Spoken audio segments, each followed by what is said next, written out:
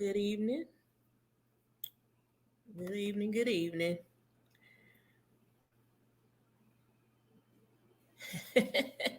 Happy Friday night to everybody. I'm acting like this is foreign though. It's like this is not the first time. I'm tripping. Crazy damn fireball.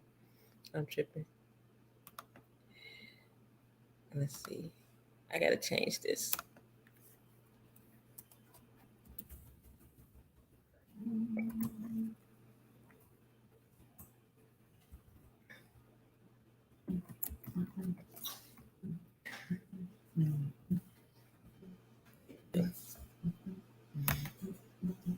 Yep. So today was a good Friday.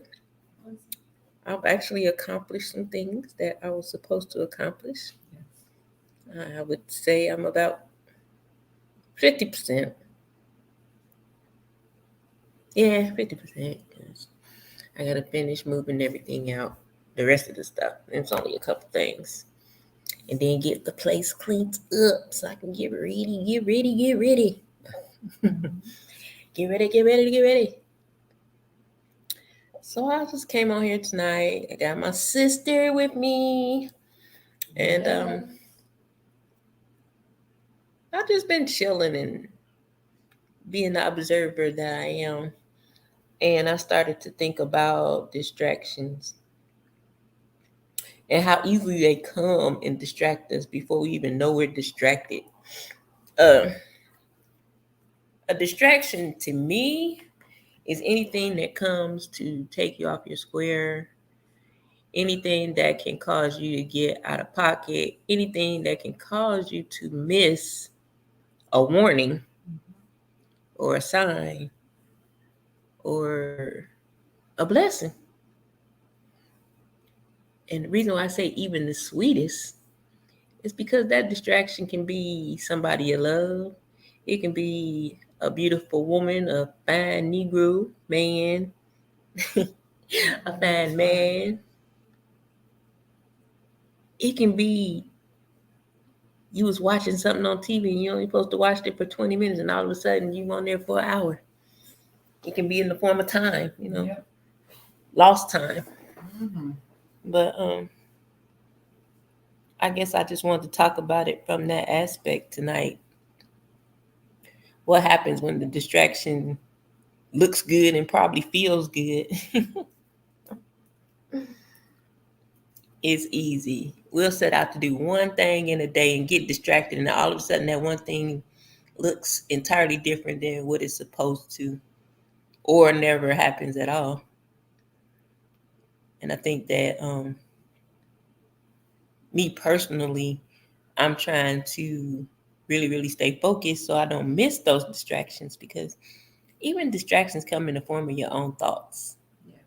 You'll get inside your head and start thinking things, and you done overthought, and you got like 52 scenarios going on in your head.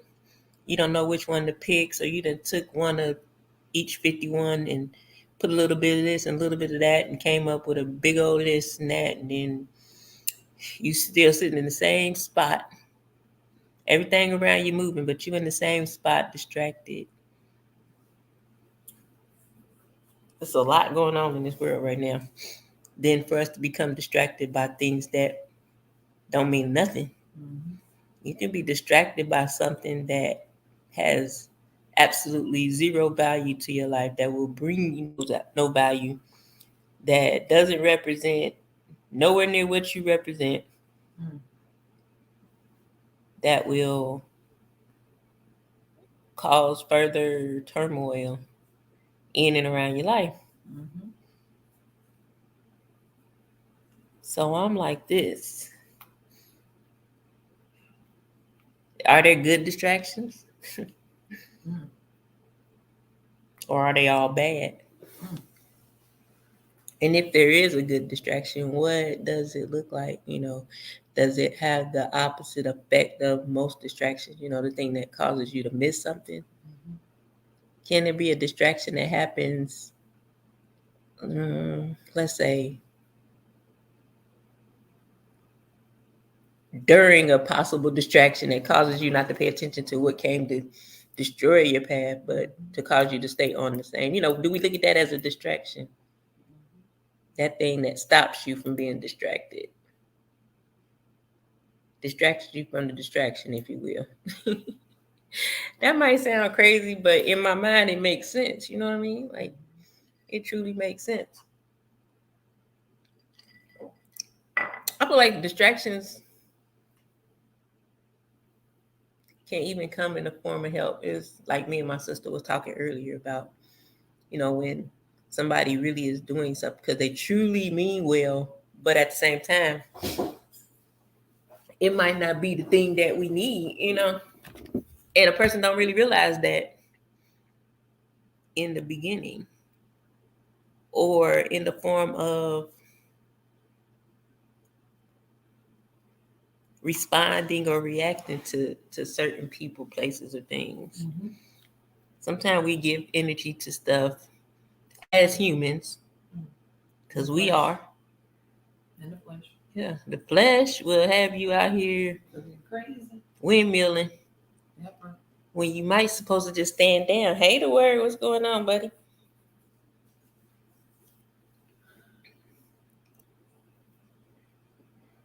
So the flesh is definitely a distraction. It'll have you out here doing all types of crazy sorts of things. And like I said, for myself, I'm really trying to stay focused and not succumb to distractions. What time you on? 11:30 word? Because I really did want to set my thing before you. So having said that, since my sister's sitting here, no, I'm just kidding. What do you think about distractions? Distractions are a demonic force. You're not gonna come on here tonight talking about the demons all night long. Everything. I mean, I know that, but we got to come to the realistic. That is realistic. It's realistic, demons but are realistic. We need to talk in. You need to talk in terms of layman's terms for people who aren't holier than thou. People who don't have a relationship with Christ. I got a relationship with Christ, and I don't want to hear it. Like, he act like he don't like. I don't. Like he coming back. That's a distraction. I don't want to be deep like that because that's not a religious channel. I do talk about God. I do talk about Christ, but I want to hear your. That is my point of view. So just everything in life is just demonic. So how do you navigate? No, I don't feel no. How do you navigate around? I said that. I mean, we know that distractions are demonic because most of the time they come to kill, steal, or destroy, which is the enemy. But in a real sense of navigating through life every day. Yes. You have to be able to discern what is what and who is who. And discern. So how do you discern? What's the word I'm trying to say? Decipher. Where you at? What's something that happened to you where, even aside of your whole situation, what's something that you really saw after the fact, like, damn, that was a distraction. You know what I'm saying? Like, because I know they're easy to miss. Yeah.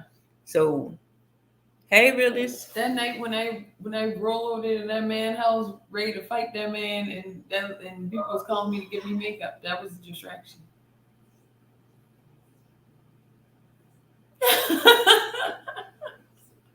No, that wasn't a distraction. That was you and your flesh wanting to go do something. Yeah, no, but I'm saying because he had called my friend and was saying all that stuff about me, so then that was a distraction and distracted me from the fact that that lady was calling me to give me makeup. And I went over there to fight that man. I pulled up. Ready to die. Nobody know you went over there. No. Just left your child. Yep. That was a distraction. To go get beat up. Yeah. Because you can't whoop him, right? Nope. You almost 40 pounds. What's up, Ronald? That was so, I mean, what stopped you? Just the makeup? Them calling about the makeup? Because obviously you got your makeup, so. Yeah. A distraction also from... That distraction is also when you're primarily focused on whatever your purpose is. And you see how Maxon doing Yankee Doodle in the background? That's a distraction. Cool beans, cool beans. He's not a restriction, a distraction. I know. I'm just being facetious, but still, distractions come in many shapes and forms. It's like, So you know what? That situation you just said, that kind of went along with what I said, are the good and bad, because that you were distracted because of what he was saying to your friends. That's why I told you earlier, your friends need to stop telling you what he's saying. If you can't see him, then, but you have to tell them. Don't tell me anything else. I don't care. If you want to talk to him, don't tell me you're talking to him. Yeah. But if you're my friend, you'll block that nigga. That part. But they're not. They want to see the drama. Okay, well, don't. That's what I'm saying. So them ain't your friends. At least tell them not to. You know what I mean? If you're trying to go to a different level, like, they become a distraction at this time. Because if you're trying to move past something, why are you gonna keep on coming to tell me something negative? Somebody that's hurting me is saying about me. That's gonna cause me to want to go over here and try to fight when you're supposed to be nowhere near that place. But the thing is, when you're in a abusive relationship, you just want that person just to like you and just to stop. Right, but that's what I'm saying. So, you have to break it though. So in order to break that's what I'm saying. It's like, it's them just completely just helping him to finish out the cycle of abuse. Because he knows that I can't see it. So he posts it where he knows that my friends will see it and they'll call me. That's just a cycle of abuse. So now they're just being used in his cycle and he's manipulating them to controlling, manipulating me. And that's what I said. You have to tell them, all right, listen, this is what I need you to do. Stop calling me, telling me anything about that nigga. Because you're not helping me. Yeah. But that's on you. They're not going to stop because they think you want to hear it. I don't hear nothing about that man. You have to tell him. I'm even tired of talking about that man. That man is just look. And we talking about distractions. Yeah, no, I'm talking about them. I'm just tired of talking. Tell your friends to stop. I wouldn't even tell you who you contacted me. That part. Though, I wouldn't tell you. Unless it was something I felt like you needed to know, you know. But you have that. I don't give a. If you block someone and you're not trying to communicate with them, then your friends should respect that and not want to tell you that part. Anything they see or he says. I think that, boy, get away. Go somewhere. Don't come up here touching. Yeah, we ain't gonna let you do nothing. Somebody can get her mind off of it. Her mind is off of it. You're a distraction right now. Yep, see? Told you. You're a distraction right now. I think that it also is a thing where you don't even know how I look. How would you just say something like that? You don't care. Look, he laughing. Where are you laughing? I think that too. We might look like one of the people 600 pounds. Like, you sure is big in here. He might like big girls. Ooh, I hit the bottom of my foot. I'm like, people 600 pounds. Like, you would think like but that was a kind of, unfortunately, that's a perfect example. You were ready to fight. A distraction would have you out here, stone cold, Steve Austin, going at somebody. Whether you get beat up or not, but it might not be your character. You know what I'm saying? It is not. A distraction would take you straight out your character, have you out here like, yeah, I'm about to go do this and F these people. I'm about to da. And the whole time you doing that, you're missing something. A lot of things we miss that are going on in the world that we probably should know because we so oversensitive to allow distractions. And I think it comes with sensitivity and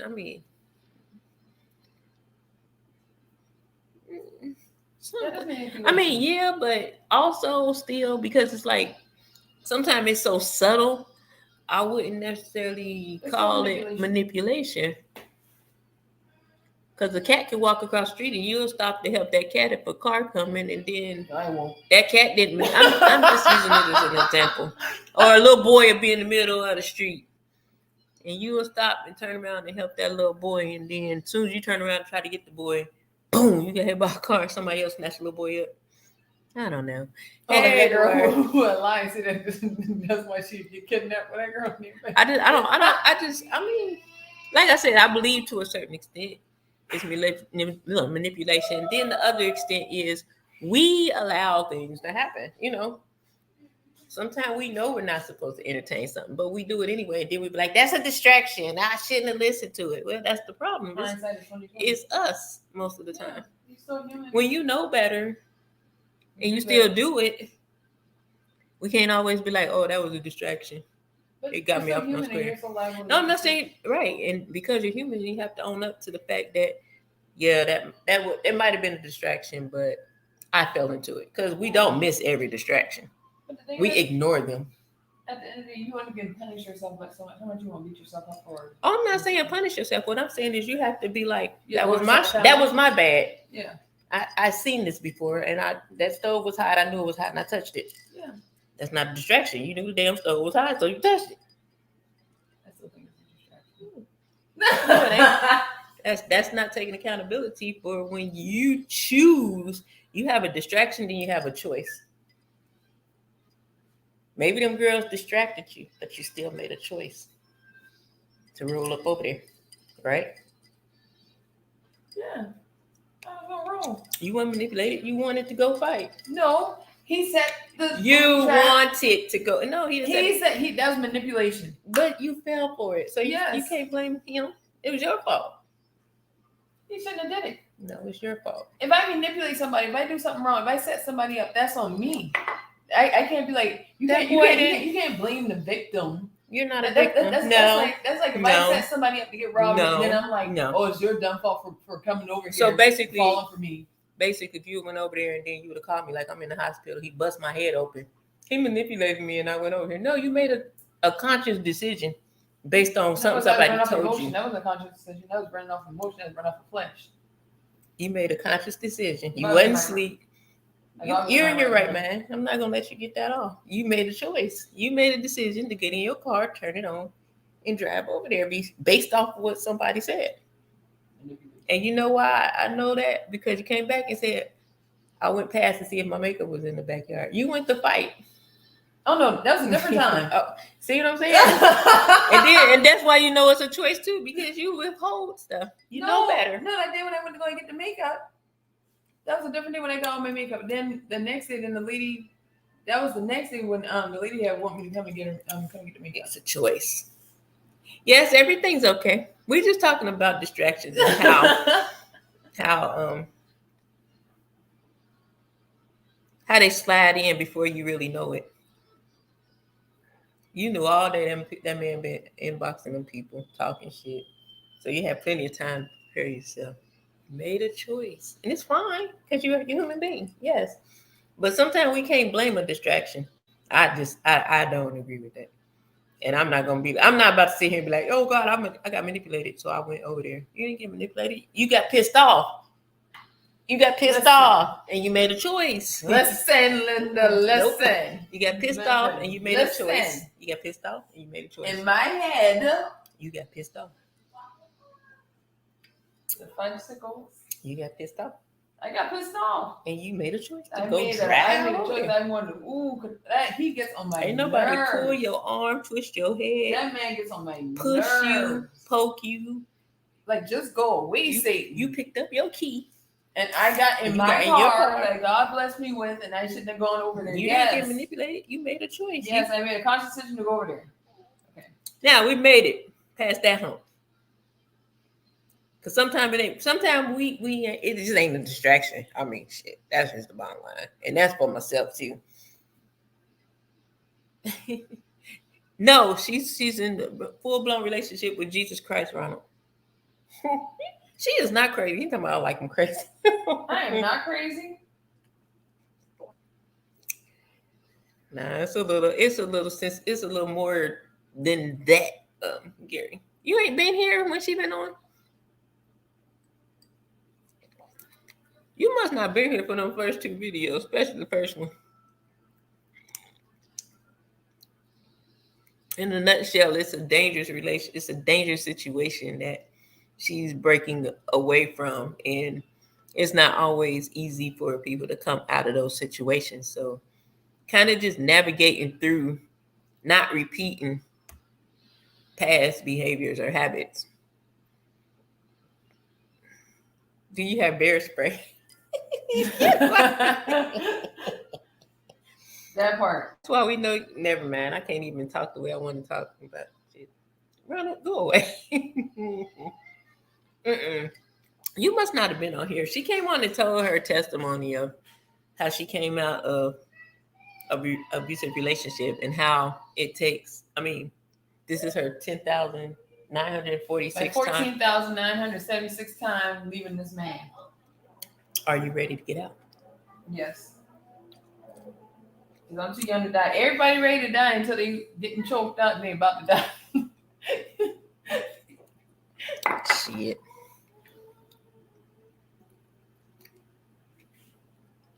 So it's just we're just talking. I mean, overall talking about distractions, but it plays into the situation because the guy will, because he can't contact her, he'll reach out to friends, and then the friends are telling her what he's saying, and I'm like, tell them girls, women, ladies to stop telling you shit because are you ready for peace? Gary says. Yes. And as soon as she left, it's just like all these blessings happening, and it's like it's one of them things where you have to lean more to, definitely more to God. But if you're coming out of something like that, and you have all these things that are just falling in place for you, those are things that are help you to get further away from the situation. So you can't ignore the fact that yeah, she blocked him, but he'll contact her friends. Like he's done that to me before. And I would never tell her he was if he was contacting me, except for when he did contact me, he told me something that I needed to tell her. Because he was well, he was gonna call Children's Services is what he told me. And so I had to tell her. And he did it too.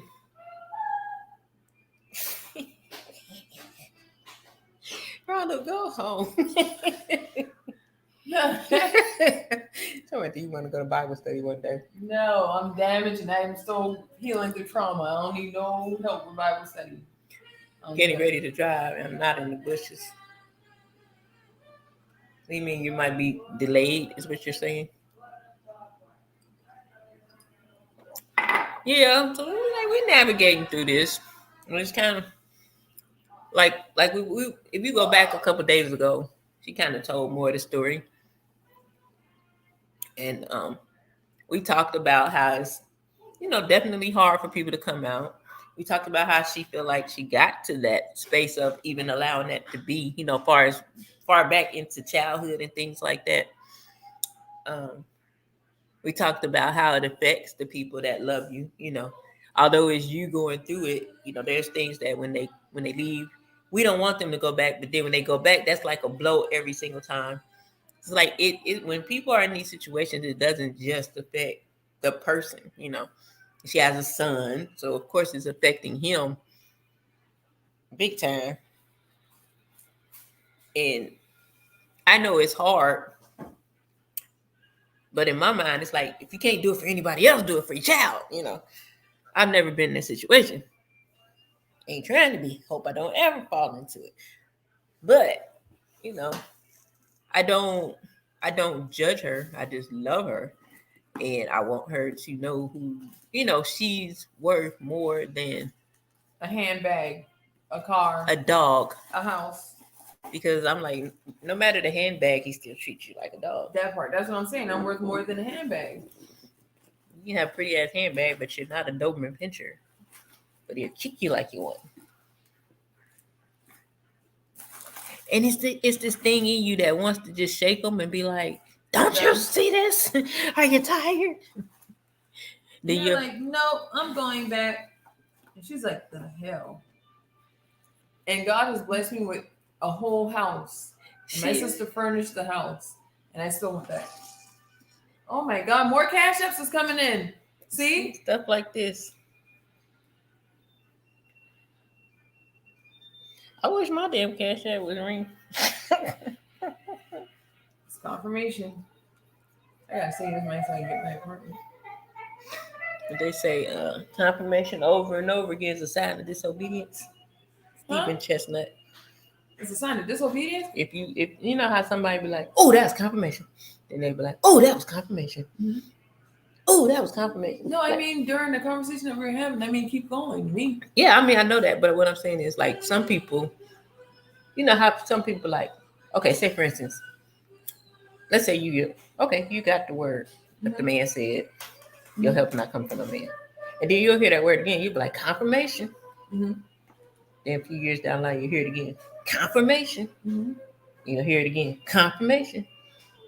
You haven't been obedient because you never left that situation because your help is not coming from man.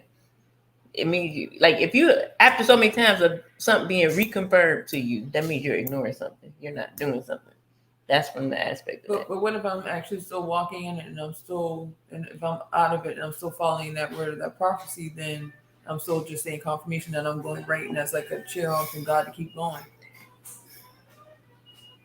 Everybody's but yeah, right. And I'm not saying that's not the case. What I'm saying is, put it this way, that can be a sign of disobedience if you keep saying confirmation. Because there's some people that literally seek words, and every time they hear something, oh, that's confirmation, and they just seek. Yeah. Oh, that's confirmation. But there's no actions. You know what I'm saying? But the people who are actually taking the actions and doing it, if they just accept the confirmation, it's like, oh, confirmation, that means I'm still doing the right thing and keep moving forward and don't stop. Reconfirming. I would take that. Yeah. Hey, Letitia, how are you? Scamming down. Just having a little powwow over here about distractions. Distraction! She's stupid. Things get us out of our whole get up and have us all over the place. Discombobulated. Somewhere we're not supposed to be doing things we're not supposed to be doing. Saying things we're not supposed to say. As young, successful black men. Ooh, distraction. Yeah. And that's a person like in my mind right now would hate me.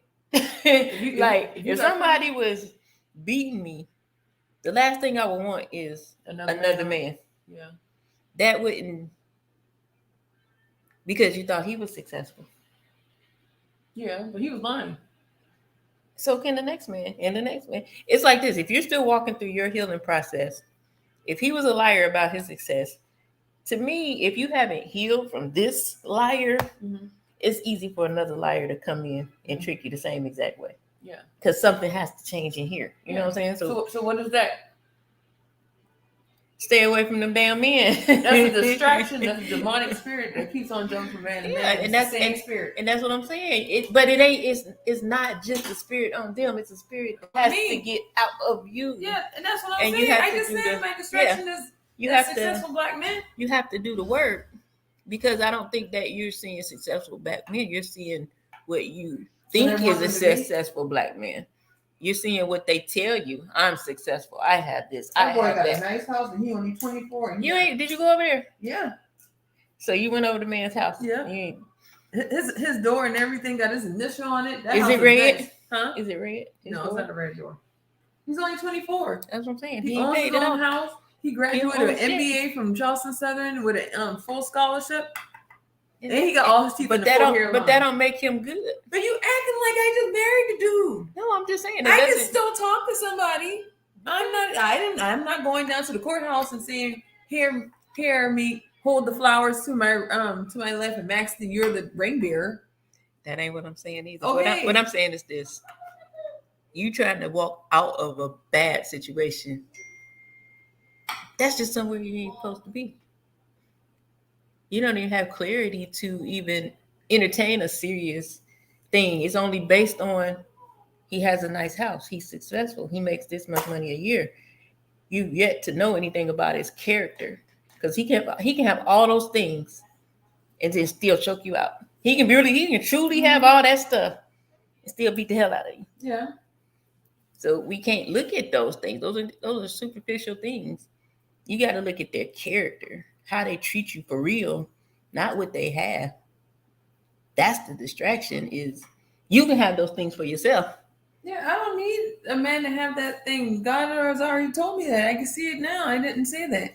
I didn't say, "Oh my God, he has a house and I want to marry him tomorrow." I'm not. Nobody says nothing about no marrying. I'm just I saying ain't how saying, "Are you going to lay down with me?" how easy it is to become distracted by somebody because we think they got their shit together and they can still be the devil. Yeah. We talking about this. Even the sweetest of things can be a distraction. Yeah. He can be the nicest thing, That have spirit, everything. that spirit still gonna be in him. Yeah.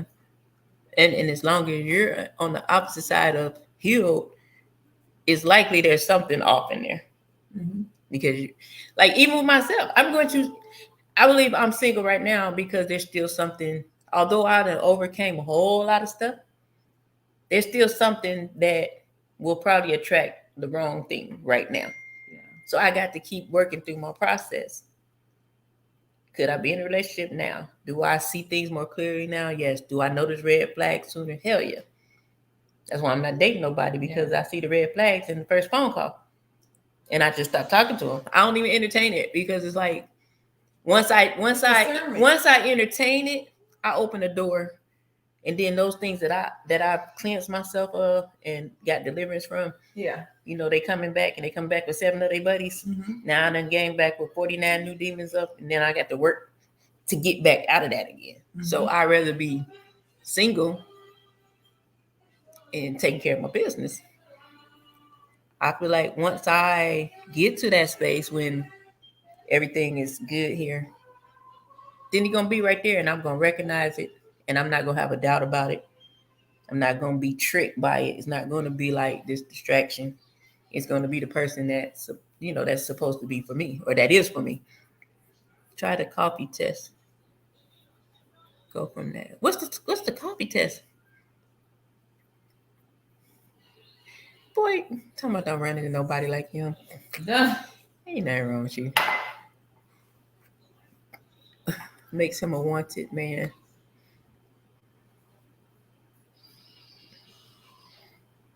Success first community. Man. Shout out to Charleston Southern. I don't like this man. Success and financially stable doesn't make a good man. Nobody said that because the one who beat me up every day paid all the bills and I had the best of everything, but I still got my ass whooped. That's what he was saying. Yeah, much. I'm fully aware of that. I still got bruises that still ain't healed from Sunday. No, that was last Sunday, isn't it? The coffee test. No, try Saturday. The coffee test out and go from there. What's a coffee test? I'm not hip to the coffee test. What is the coffee test? That's interesting. She's gonna drop the coffee test in there like everybody knows what the coffee test is. Let's Google it. Mm-hmm. Did you make it up? No, I'm just kidding. The coffee test doesn't work anymore. We now know about that test. Read Martina, the beautiful cockroach. Man, I don't like reading. No, I'm just kidding.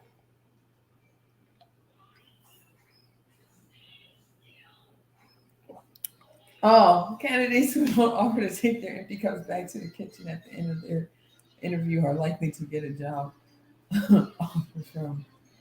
The coffee cup test is a job interview evaluation that apparently is used by hiring managers to see if the candidates will offer to clean up after themselves. I don't even know if that's a foolproof test. That part, because that Negro's clean. He'll still beat your ass.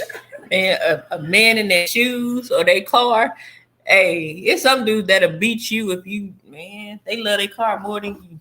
That part. It has to be a thing where we have to really, really, really make sure we are in a good space for.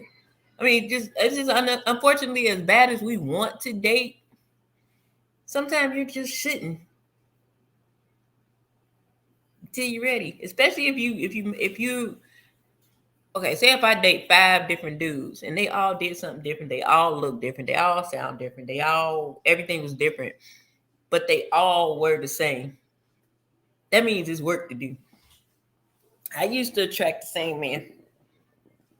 I used to like, I don't want no drug dealer. You know what I mean?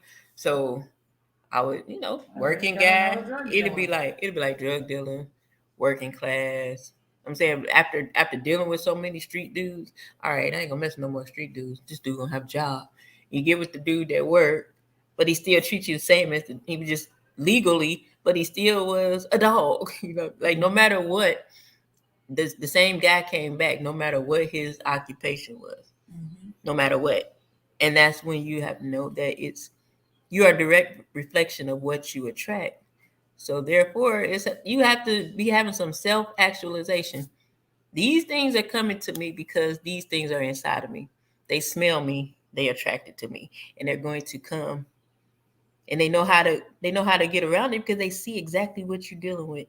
They know exactly how to get around those things. They know what not to show in the beginning. Yeah, because that's what they are. Yeah, based off that common demon, as Christina would say. That demonic spirit. So what happens in this? I didn't read it. What is okay? What happens in she said be in a public space.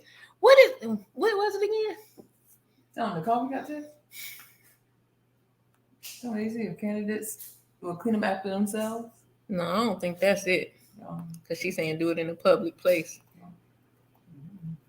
That'd be like this one girl, and when I was in hair school, and she told this dude we went to hair school with, she thought her guy liked guys. And this fool told her to tamper with his behind. And so she went and did it. She came back to school with a black eye. But a lot of guys like that now. What is your preference? Of type of guys? Mine? It's the same type that I ain't even want to say it. It's them doggone beards and good teeth and that Caesar haircut. Boy, my life is ruined. They all look the same. That right there is the key. When a nigga come looking like the last one, you should be running. Be like, nah, you look like how I say I don't want to date no preacher. If you walk up to me and say hello and you look like a preacher, I'm going to look like them. I'm running. Yeah, but he's your child. He can be your son. You can give birth to him. I done told you that's not cougar behavior. You can't give birth to the man. I'm 41 and the little boy is 24. You can't, and you gonna call him a little boy? Yeah, girl. The young tender. That's just too much. You cannot go to an age of someone you can have. That if he's sitting there with Brandon, I'm older than his mother. If you're sitting there with Brandon to look him and Brandon be sitting there hanging out, and he won't be paying attention because he done got a homeboy. His mom is 40, and I'm 41. I'm older than his mom. That's just too much. You shouldn't entertain that food for not 1 second. No, honey. I walked out of Chick-fil-A. True story. Not too long ago.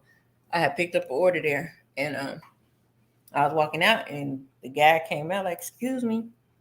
I said, "Yeah." He was like, "You are so beautiful." I said, "Oh, thank you so much." He said, "Can I get to know you?" I said, "You look a little young." He was like, "I'm 25." And I was like, "Yeah, you are a little too young."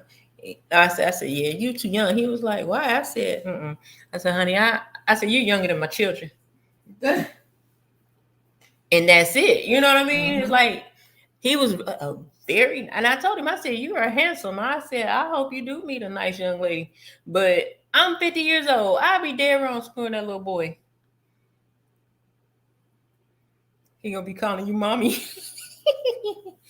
It's just, like I said, I like younger guys, but I can't go that low, What's the youngest that you ever spoke to, talked to? 30. 30? And not at 50, no. Oh. No. 30 at what? What age? Probably about, let me see, that guy's probably like 34 now. He's like 34 34, now? 30, about 34. So you still was 50. You might have just seen those 4 years ago. But here's the thing. I only talked to him because that's the same age difference me and the little boy. I talked to him, and this is why I'm telling you what I know. I talked to him. We were friends. We hung out. And I realized that I talked to him the same way I talk to my son. I don't talk to my son like a little kid. But I still learn the same lessons. I'm not here to teach nobody. I need a man that can lead me. A little boy can't lead you nowhere. He's not gonna be able to lead you nowhere. Not at 24 and you 40. I don't believe that. I mean, I'm not saying he can't marry the boy. I mean, we're having a conversation. We're not talking about literally. We're saying in the case, dude's 30. I was what 44, 40, 46, somewhere around there. So, and he didn't have any children. I'm like, I can't. The little boy got training. I can't deal with you because I can't have any children because that's selfish. I could have pushed past and been like, maybe this is the person God wants for me. He said he didn't want no kids. But yeah, that's what he say now. He's only 24 years old. That's a huge decision. And then his mother that wants grandchildren will hate you. Especially if he's the bloodline that, He got two brothers. This guy. They hold. Stop sounding immature. Yeah, I am. The boy's 24 years old. He shouldn't even be really entertaining having children right now. So he's doing good not to have any kids. Yeah. But in 5 years from now, if he wants a child and you can't give him one, you know you're not going to give him one. Now you've wasted your time. Or he's going to stay with you and then he's going to go have a baby by somebody else. He's going to resent me for the rest of his life. Ta-da. So it's like those were the things that I weighed in. Yeah, I entertained it for a moment because I was like, well, what if this person is just somebody that was sent to me? He wasn't because he's too young. Did you fall on top of this thing? No, he's too young. Why would I don't like? That's why I know I wouldn't mess with somebody that's close to my son's age. Yeah. Not that close. Alvin and where what? Really? I hear the chipmunk voice when I read that. Remember the limbo. Alvin. Calling you mom. How low can you go? Not funny. Yeah, it's like relationships are. I have a 20-year-old son that's in the military. You would look at me like, Mom. That's the only thing when you think about it like that. Look at Jada Pinkett and August Alsina. She is just disgusting. Yeah. And that would be you if you mess with a 24-year-old. We just might as well call you Jada. Why is our preference only about the physical? I think because we're attracted to the physical first. You know what I mean? I don't think there's any situation that can start without some kind of physical attraction. I got something to say. Can I say something?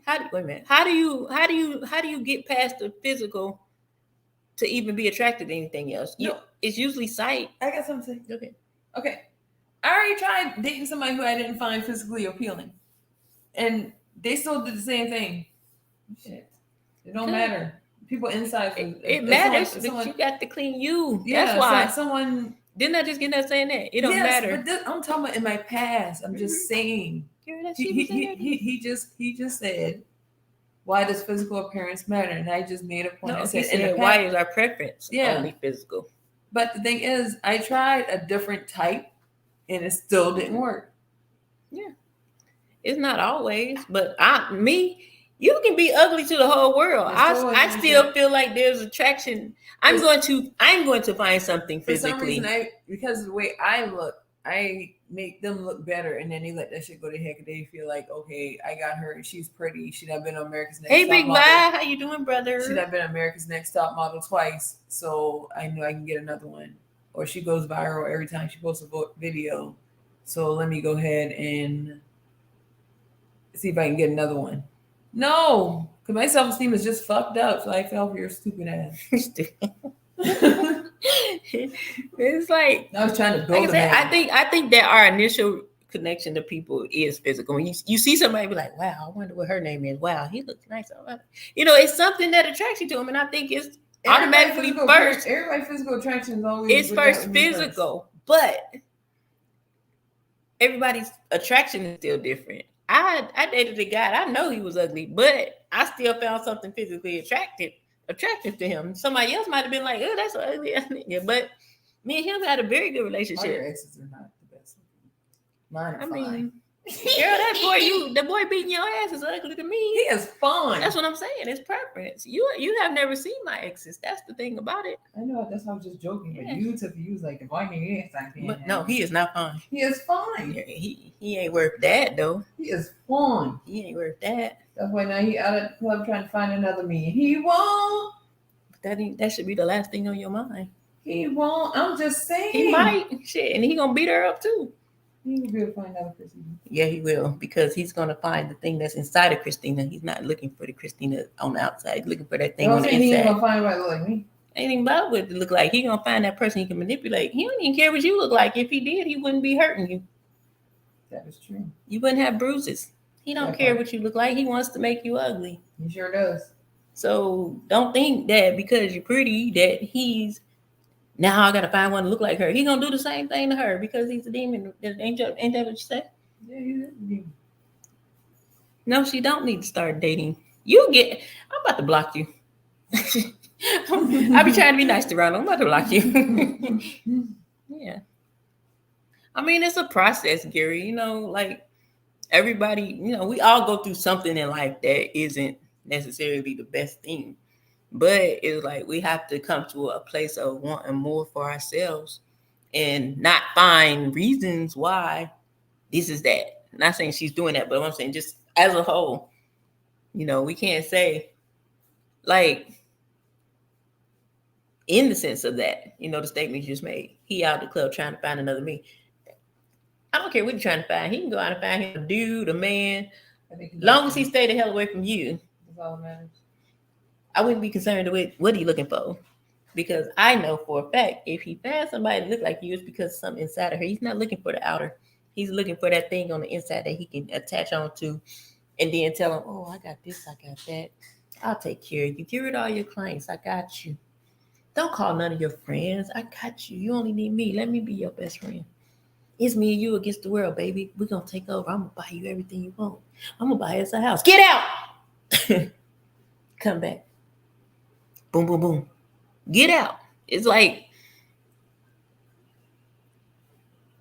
we have to look at ourselves and know if you wouldn't beat yourself up, you shouldn't accept nobody else beating you up.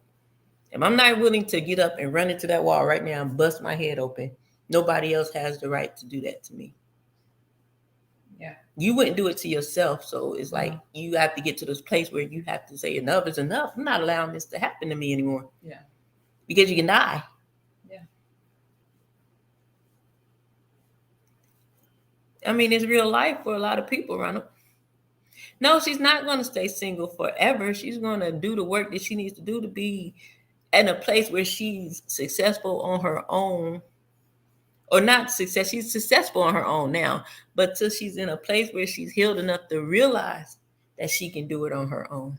Because a lot of times that's what keeps a person entrapped with somebody. It's because that person is taking care of them. And it's that stability and that alleged security, but somebody can't be security to you and harming you at the same time. It doesn't go together. That guy is weak. That's what makes him feel strong, is to hurt other people. She's not the only person he did that to. He didn't just wake up one day, I'm going to hit this girl right here. I'm pretty sure he didn't hit every single female he deals with. Yep. I went through text messages one time. That's the only thing he had. Oh my God, I called police. And that one, he would have been. I mean, it. Me? I'll probably be in prison right now. I ain't, hell no. I don't want no woman hitting me. I don't want no man hitting me.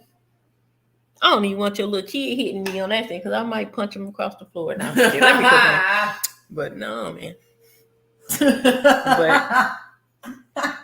But like I said, I've never been in that situation, so I could never say, oh no, it could. You know, a lot of people do that to people. Oh, fuck that, I'll leave. It couldn't be me. I would do this, I would do that until somebody choking you. And you the person on the other end, and now you suddenly see how come some people can't get out. It's so many underlying factors that lead to stuff like that. People don't just wake up. I think that's why some people can leave easily because they never seen it. They never had any kind of. All right, I already left one guy who hit me the first time he hit me. Back trauma. All right, but it's like but you did it one time, but then it's like. No, I'm just saying. Where's she at? The girl that left him one time. What? How did you get from everything? Never went back. How did you get from leaving him after he hit you one time to going back 10,946 times to somebody that did never stop for the last 4 years? Yep.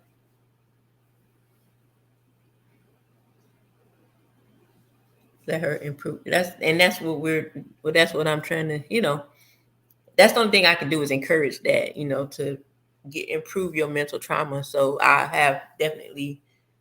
we're definitely going to find a therapist, because there's a lot to work out, it's like there's nothing wrong with her. It's just things that happen in childhood. There are underlying traumas. Did you feel you had to stay because of the length of the relationship? Nah, because she walked away from another one that was longer. Okay. I believe it's a security thing. I don't like staying in other people's houses. But you staying in the house with a nigga that kick you out. That's right. That's other people's house. I ain't his house when he kick me out. He can kick you out of your house too. He has. So all you do is like to kick people out and block doors and shit. It don't go together. You have to make sure. If you don't like getting kicked out, if you don't like staying in other people's houses, that's why you get your own. And you don't allow them to come into your house so you can keep your house. Yeah. Because either he gonna come in there and block the door on you and your own shit, or he gonna cause a ruckus and then you're gonna get kicked out. And that's what he always do. You gotta say it's enough, But this time I go into my own.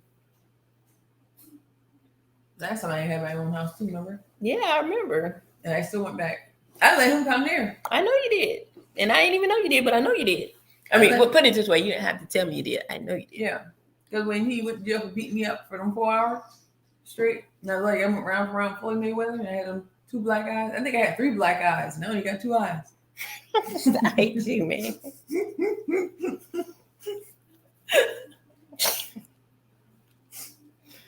I don't be ready for this child right here. I had 3 black eyes. And you know that comical thing that you do, that ain't nothing but a defense mechanism. I know. That's you trying not to let that shit come up and out. So I had 3 black eyes. I see you. And I went in the bathroom. Instead of facing it and saying, damn, that's some fucked up shit. Make a joke. Like when you get stabbed in the leg. He stabbed me. What the hell wrong with you? I went in the bathroom and I did my makeup and I covered up all the bruises so he went and see my bruises so he could feel more comfortable. On something he did. For something he did. That's why you have to get those things that are inside pulled up so that you're able to walk in clarity and know better, you know what I mean? And do better. Yeah. No, we allow it to flow the way it is. That's why I laugh, you know what I mean? I know her, but I also want her to know I know her mechanisms and how they work. That's pain. You know what I'm saying? Some of the most successful comedians are in a lot of pain. That's why a lot of them take themselves out. They make everybody else laugh and they silently are dying on the inside. Listen, that person said the most nastiest things to you. That shit hurts so bad. When you just rooting for them. When you take up for them, even when nobody else is around, when they're not around, they look at you and they call you everything in the book. When you used to send them $5,000 cash apps, $6,000 cash apps, $2,000 cash apps. I tell you what, I ain't giving nigga shit. No $5,000. Hell, I need $5,000 right now. I wish I would. Shit. You remember like when I don't give a damn. I ain't giving nobody everybody's getting that unemployment down here? I was making $8,000-$9,000 a month doing makeup. And I was sending him, and he's supposed to take care of you. And I was sending him all the $4,000 and $5,000 cash app. Ain't no way in hell. I ain't even seen you $50. When his grandmama died, I got all the crab legs for the thing. I was like, what y'all need crab legs for? Your grandma died, but okay. Shit. Who made my crab legs when their grandma died? I probably brought them crab legs for him and another bitch. Probably. That's what I'm saying. The whole thing out of order. If a man is supposed to take care of us, yes, you're his helpmeet. But you're supposed. I was doing it to show him. You thought. I thought I was doing it to show him that I wanted him for him and not for what he had. But kind of funny, he ain't had nothing. Yeah, he took all your shit. This nigga, he said that he had a Corvette that I stole and see 4 years after the first day. And she still stayed. Still ain't seen the Corvette. Remember, he picked me up in the Corvette on the first date, right? Took me to the football game, remember? We went to the football game, went shopping, all that. We had a great time in Charlotte. His brother said that was his re-up money. He told me, man, he come back, man. He had me try to G in everybody so he can make that money back. And then the sister said, oh, that Corvette he was driving, that was a rental. He made me get that for him. I really didn't want to get it. And I said, oh my God. And then to this day, he still says he has that Corvette and that he's just too big to get in it. I said, well, where is it? At my grandma's house. So I called his cousin. I said, your cousin got a Corvette parked at your grandma's house? She said, girl, I can go to my grandma's house right now. Ain't not a damn car out there. This man said he got a Range Rover, Escalade. He said he's too big to get in it. And the Corvette at his grandma's house. And I still ain't never seen that car. Then he told me he had a big old house in Mom's Corner in Fox Beach. Kind of find out in his aunt and uncle house, and he was sleeping in the guest room. Boy, listen, this motherfucker lied to me so bad. Boy, saying this stuff out loud, I sound like a complete and utter dumbass. Oh, let's fall back.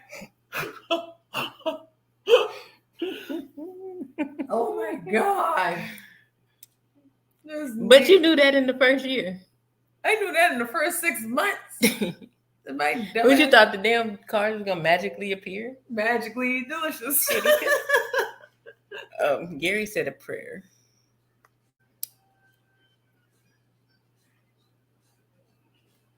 Father God, we ask that you strengthen this young lady. Put your healing hands on her mind and her emotions. Build her up to be loved by herself and to know her friends love her. Keep her, Lord. Amen. Amen. Thank you, Gary. Waited till he slept and picked some hot grits and blessed his face. Don't use water, use grits because they said, hey, let me tell you, my grandma threw some grits. That's what they call the Al Greenham. My grandma threw grits on her husband. Them suckers was stuck on his back. In love with stuck you. On his back. You said Al Green look now? Mm-hmm. Oh my God. Whatever you that makes me beating up. He was a preacher and beating up on them women. That woman got him with them hot grits. It's all right with me. Said you're funny. You make me feel so brand new. Yeah, I used to know his son in Cleveland. He's from Cleveland. Al Green. It's a cold world out here, but all I see. I mean, we are all worth more than a person's worst they give us. It's like, it's like, how? You know what I mean? Like, why? I'm singing to you right now. You're ignoring me. I am. I am. She said every time, are we going live? Now she want to sing. And mind you, she's not my biological sister, but somehow she act like me. I sit on here and sing for a whole 40 minutes, huh, Gary? Now, my friend's mom did that to his dad. He acted accordingly after that. Shout out to the realist. Hey, we don't want to catch no cases. And she ain't married to this man, so he don't need hot grits. He need to go and lie in his own shit and never mind. Yeah. I don't think this guy is capable of being good. And it's just that loving mechanism in her that thinks that we can find the good. But he's proven himself over and over again. So that's why I'm like, I just be chill. You know what I mean? Like, there was a time where I was like, I want me a guy. I used to always say I keep 3 boyfriends. Before I moved here, I was like, I keep me 3 boyfriends. One on each side of town. And then when I came down here, I had that same pattern. And I had to break it. Because I didn't want to have 3 boyfriends. One disappear, another one appear.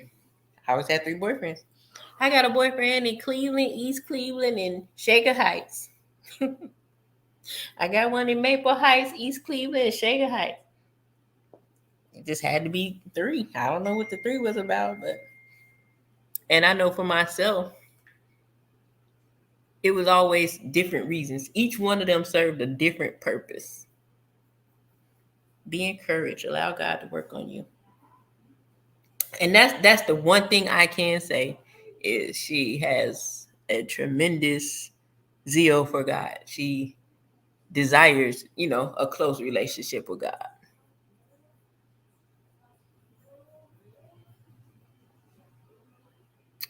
You can't see. I told them earlier I was a pimp. I'm glad you recognize. Shit. That's why I told people on here calling me a damn pick me. I choose. I know I was a pimp. I promise you, I can tell you some stories. He said, "What advice would you give her to start vaccine people?" Don't. Not at this time. My advice to her is services are restricted. Heal. Get yourself. All they want to do is just transfer the same feelings from one relationship to the next. Yourself and that's in a that healthy trauma state. that me trying to please from me being molested as a child. She has to go back. That's why I got that people pleasing mentality, because I feel like I gotta make you love me. She said the other night she realized she's 13 years old. So she has to go and do the work from 13 to get to 41. She gotta handle that in between in order to, I feel like, have a whole life that's without the abuse, that's without.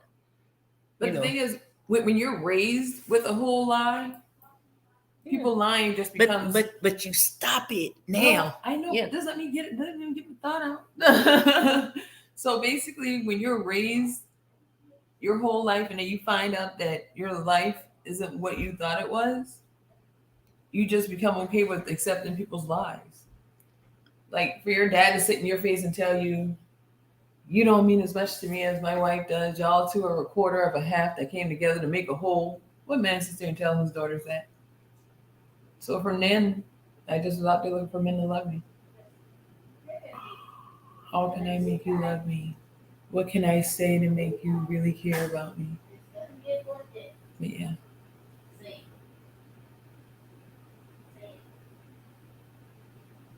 Yep. And I mean, she get all the love from her friends. And she'll receive it until she went back. I'm not gonna say till she goes back, till she went back. But that's also a defense thing. That's why I say it's one of them things where it's like some people will be like, "Nah, I'm done." I don't do that because she has a son. I tell her all the time, it'd be cool if you want to get your ass beat, but you got a child to think about. If that's what you want to do, that's your choice. That's your decision. But you got another life you're responsible for. So I don't close my door to her because I can't. You know what I mean? She doesn't close her door to Max. But if it wasn't for the child, I probably would give her some tough love. You know what I mean? Because at that point, now I'm getting abused, to a certain extent. It's like how I used to be my mother. I spent all my money because I knew my mom was going to pay my bills. She'll keep going back because she knows she knock on my door and will open the door. But what happens that one time when I open the door? But see, here we are now, catch 22. I leave Sunday. She got to make the decision to keep going with, on the path that she's on now and stay on it. I'm 41. He said, I'm not getting a relationship until I'm 40. Unless the female is 40 now. Oh, my God. I said I'm 41. I don't like him. Just crazy. So, am I wrong? She doesn't want to be alone. Who are you? Gary. She doesn't want to be alone. But that's part of the healing process, is learning how to be content with yourself. To know that when you say I am enough, that means I'm enough to be by myself and still be happy. I'm enough. I can take care of myself. I don't need anybody else to do it. I'm enough. I deserve more than somebody laying hands on me. I don't want to be alone, but I'm not willing to compromise that just to be with somebody, whether it's good, bad, or whatever. I don't want to be alone, but I'm okay with it. I'm okay with being by myself, but that's because I've done the work. I've never been single. I'm running at you. I've never been single. I've always been in a relationship. And you need to be. That's just the bottom line. You have to. It's like I feel like even before you go back into something. But I don't even think we can be. I mean, this is my opinion. No, I'm just saying. I never say I need to be single. Yeah, but what I'm saying is, I'm saying I have an opinion. Like I don't know how you can have a successful marriage in a sense without being able to be content with yourself. Because what'll happen is you get married and then you'll be all clingy and don't want to be separate from your husband. And now he all smothered. But the thing is, like, with our relationship, we used to be together 24/7, 365. That's too much, and that's what I'm saying. In a healthier sense, if you were used to being by yourself, you would have been like, "Oh, y'all would have had some separation." Yeah. But because you don't He have didn't that. want us to be so he wanted to be. Well, of me. course, he wanted to babysit you, but you wanted to be there because you didn't want to be by yourself because you haven't been by yourself. I love those bear hugs and kisses and that love bombing after he done beat you and dragged you across the floor by your hair. The best feeling in the world. Keep talking. It's the best freaking feeling in the world. And to get in and crank up a Tesla. How you sound? It's amazing. That car ain't shit. That's what I'm saying. I'm being facetious. I know what you're doing, but I'm just saying, like, I don't know. Maybe that's something that developed in, everything else. But, like, I don't give a. I used to like guys with old ass Novas. I just, like, cars has just never been a thing to me. I love my Kia. If I was to get rid of that car, I'd probably get another Kia. I had the black Kia because I like Kias. Nothing against people that like other cars, but it's just like none of that stuff even registers in my mind. Like, be single and get your little friend on the side. God loves me. Yes, I know God loves me because He's yes. Yes. You don't even need no friend on the side. I don't need no friend. God is my little friend on the side. God's my big friend, my little friend, my middle friend. That if she get a little friend on the side, you know what's gonna happen right now? That friend gonna start doing the same thing. That part. Until she handles what's going on with her, she's gonna keep getting the same thing. Same kind of guy. The same thing. Like I'm at the point now, I done healed and I don't even attract nothing. I'll be like, well, damn, is anybody gonna be attracted to me? But I'm still okay with that because I don't want to settle for anybody. You know what I'm saying? I want the person that's gonna be good for me. So I'd rather be by myself than to just be like, man, I'm tired of being by myself. Let me just get with this guy. Once you do that, you won't settle for anything less than what you desire. And what you do, and it's not even what you, the things that you desire or see in that person. That's what I mean, that jacked up decision now because what I desire. But what you desire isn't wrong. It's just being sought after from a broken place. Mm-hmm. When you're whole, and if that's your heart's desire, that's what God got for you. It'll come to you. It won't even be like you saw it, like, oh, look what he got. It'll be like this person came, he connected with you, boom. Like I told you the other day, I said to somebody that'll take excellent care of you. They have all their stuff together for real, not lying, not faking, not getting it illegally.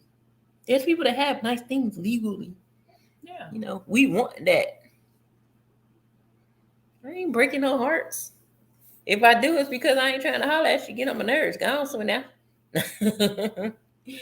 I am not breaking no hearts. I done broke a few, but I ain't breaking no hearts now. Yes, you are with all that behind. I ain't got time. I honestly, like, I don't date or anything right now. At all. That big old duty. I don't care about that. I have 0 times to waste. I broke your heart. Shut up. I have 0 time to waste. I'm too old to waste time. I need to meet the man that know what the hell he want. They say a man know if he want to marry you within the first 6 months. I need a man that know in the first 3 minutes. That know. Everybody want to marry me. I had 10 engagement rings. I got none of them now. Yeah, 10 engagement rings, no husband. No husband. Several bruises. Yeah. I got all the bruises. They didn't want to marry you. They wanted to kill you, apparently. That's all they're going to lead to in a minute. He said, was it desire or lust? Who? Was it desire or lust? Yeah. Oh, that was lust. Oh, that boy just brought my little boy afterwards. Ooh, Jesus. I don't even understand. Like, what's wrong with you? It was just toxic, bro. You just come running out the room. Mary, let's take you slow. What are you talking about? Nah, but yeah, I mean, no, but you. I mean, I don't know. It must be. I don't know. I just drunk it earlier because it's in the bag. You can drink it. Is that mine? I don't know, Max. Why you can't get orange juice? Yes, there's no orange. Oh, Oh, yeah. Not He said he a distraction. Not even here. I knew with my wife at the first combo. Yeah, and then they say he who finds a wife finds a good thing. I always keep that in mind too. But I also keep in mind that watermelon. Hey, watermelon. I also keep in mind that it says he finds a wife, which means that he doesn't find a woman and she becomes a good woman and then she becomes his wife. He finds a wife. So you have to put yourself in a position to become a wife as well. He finds a wife. He don't find a girl. I'm going to break some news to my sister that she doesn't know. Are you ready? What? We're actually married. You better get a divorce. Shit. Yeah. Like, that's even worse because, like, we got married when I was staying at my sister's house. Like, and I was sneaking around with the marriage license. Actually, she wasn't because I saw it. But I could never confirm it. She said, I saw it. So, I mean, you a grown woman. What I'm going to do? What I'm going to do, honestly? We're not married. We just got the marriage license. Right. And then the other day when he was like, oh, yeah, we're going to go down there for sure and get married. Boy, I had a panic attack. That's when I had the stroke. I'm like, I am not marrying this man. I am not going to be stuck walking around an eggshell for the rest of my life. Boy, that's when I had the stroke. Boy, listen, I said, no, Linda, no, how am I going to get up out of here? I'll get killed. But you still went back after the stroke. Yeah, because then he wasn't thinking about getting married then. You think I'll be married to that? Long as I'm married, you can go and choke me out. No, I'm just saying. I wasn't going to marry him. I wasn't going to pay to get rid of him. That's why I can just leave him. Shit, we should have paid to get rid of him. Literally. Up out of here. Bye. See you later. Damn, you ain't breathing? It was like you said, I saw it. No, we ain't really talking about marriage. That was just a piece of the conversation. We were talking about distractions, and then we started talking about abuse, domestic violence, her personal situation. I don't know, you were talking here the other night when she had started telling the story. So we were just kind of just piggybacking and just having a conversation. That's insane. I don't never hear nobody outside over here. That's freaking me out. Has she thought about moving with you, or is it impossible for her to go? All she think about is me coming back here every weekend. That part. The hell? My clientele is coming back now that he's gone. As soon as the devil gets out of your way, then everything starts, and God starts rebuilding everything for you. Everything I thought I was going to have to do, all those multiple jobs, I don't think I'm ever have to go back to, because I think that my makeup business will go back to me making $100,000 a year, like I previously. She can do that anywhere. I know. That's the whole point. That's true. I don't care where she go. I just need her to stay away from him.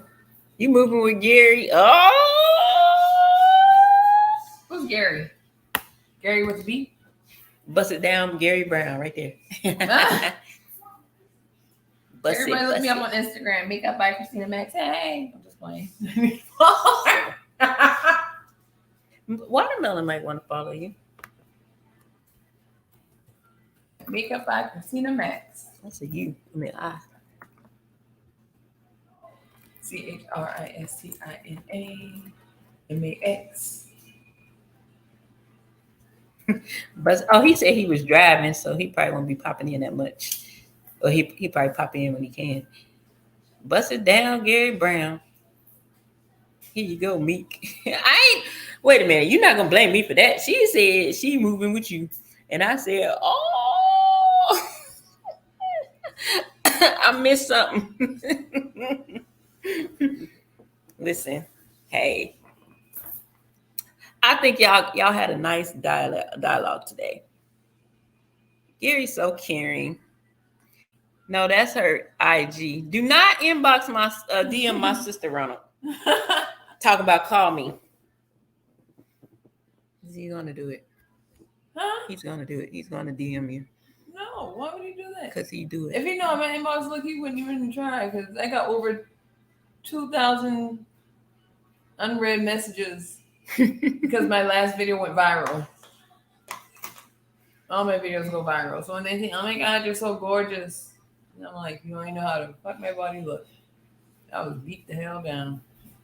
See, yeah, makeup is self-taught. Watermelon is she's self-taught. She likes to use makeup as a form of um, therapy, getting through her anxiety and things like that. As she was saying earlier today on her live, and her and Gary's having a conversation. Well, yesterday when you had left the house, we just had this whole. I told you I was laughing so hard. That's the only time. Well, no, I have anxiety attacks before I do makeup because I'm so. Are you still doing my makeup? Yeah, I'm sensitive about my shit. She made me agree to her doing my makeup the way she wants to do it. Not how she wants. She just wants some natural. I'm scared. And I don't do natural. She wants to make me look like someone's drag queen. It's not drag queen. A Barbie doll. Barbie, thank you. Something that I don't look like. She want to make me look like the women that the men be like, oh hell no, nah. Look at her without her makeup. Listen, my makeup, you can splash water on the face and everything, and you coming out. My makeup lasts for 3 to 5 business days. 3 to 5 business. If you put makeup on my face tonight, it's gonna last for at least 2. Yep. But at the end of the day, I what brings you peace? It brings me peace. He like do it live. You wanna do it on live? What, makeup? Yeah, he like do it live. No, whoa. What brings me peace? My son. Hey Draco, your son. My baby. We have so much fun in the car singing songs. And I bring him peace. No, I was kidding. The other day, I don't know what was wrong with him. It totally shocked me. She's a good mom.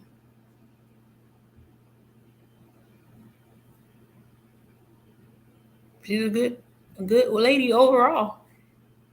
Thank you. She's a good lady overall. Like wonderful, most biggest heart you'll ever meet. Very, very sweet, very, very kind. Will do anything for you if she can. And that's like a blessing and a curse, I guess. You know what I mean? Because she don't know how to be no other way, I think. So it comes to time where you have to have those restraints and know who deserves that type of love. That part.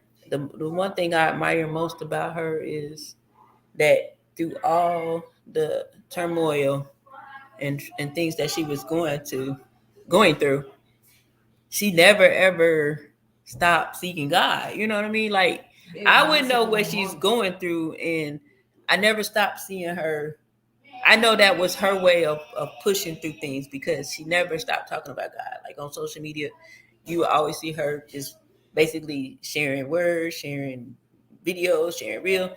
I know how that is because there are times where I look for things that help me push through, but I hear it in her. It comes out of her. So it's just, I believe that because she's highly anointed as well, these things will try to destroy her too. Like we say on here all the time, devil don't try to stop you when you're doing anything wrong. He has no need for you at that point. Exactly. But when you're trying to do right, or when they know, the enemy know what you possess half the time before you do.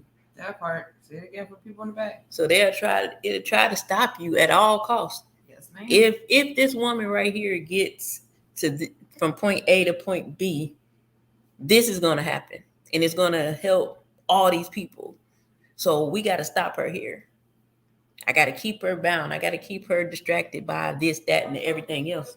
Yep. Because she's powerful. So if she get away, I ain't going to be able to stop it. So then there comes that time when you have to decide, I got something to do. I got to get away. I fight. I don't know. I can't say I fight against what I'm supposed to do, but I fight hard to know that regardless of what I'm dealing with or going through right now, I got to do it.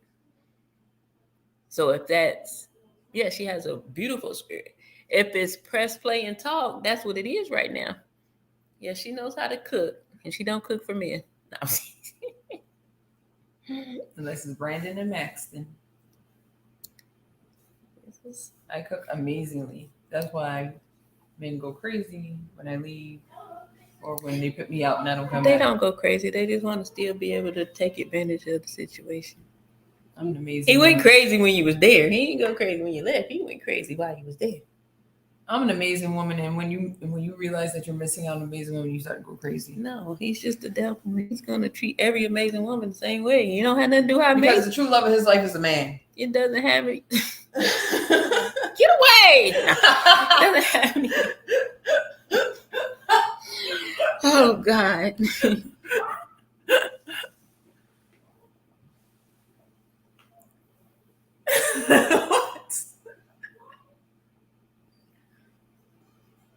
Well, I ain't gonna disagree with you because I honestly don't think that men that hurt women like women. And if you don't like women, you must like men. Yes. And I mean, I could be wrong, but that's why first thing he does is pull off my hair, pull my hair. If I have on makeup, he pulls off my lashes. He wipes off my makeup.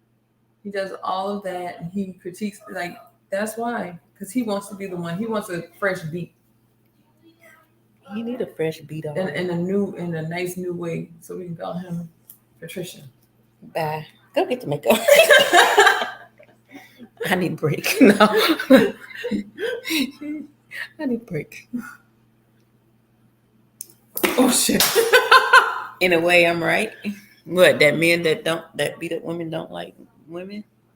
I'm like, how can you? You were birthed through a woman.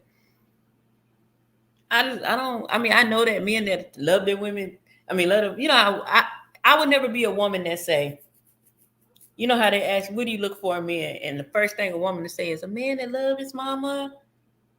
You ain't gonna ever hear me say that, because I know good and well a man that loves his mother to death will beat the hell out of you. That part, please say it again for people in the back. I don't care. I ain't his mama. Mother. No, I don't gotta look at how he treat his mama, because he's gonna treat his mama right.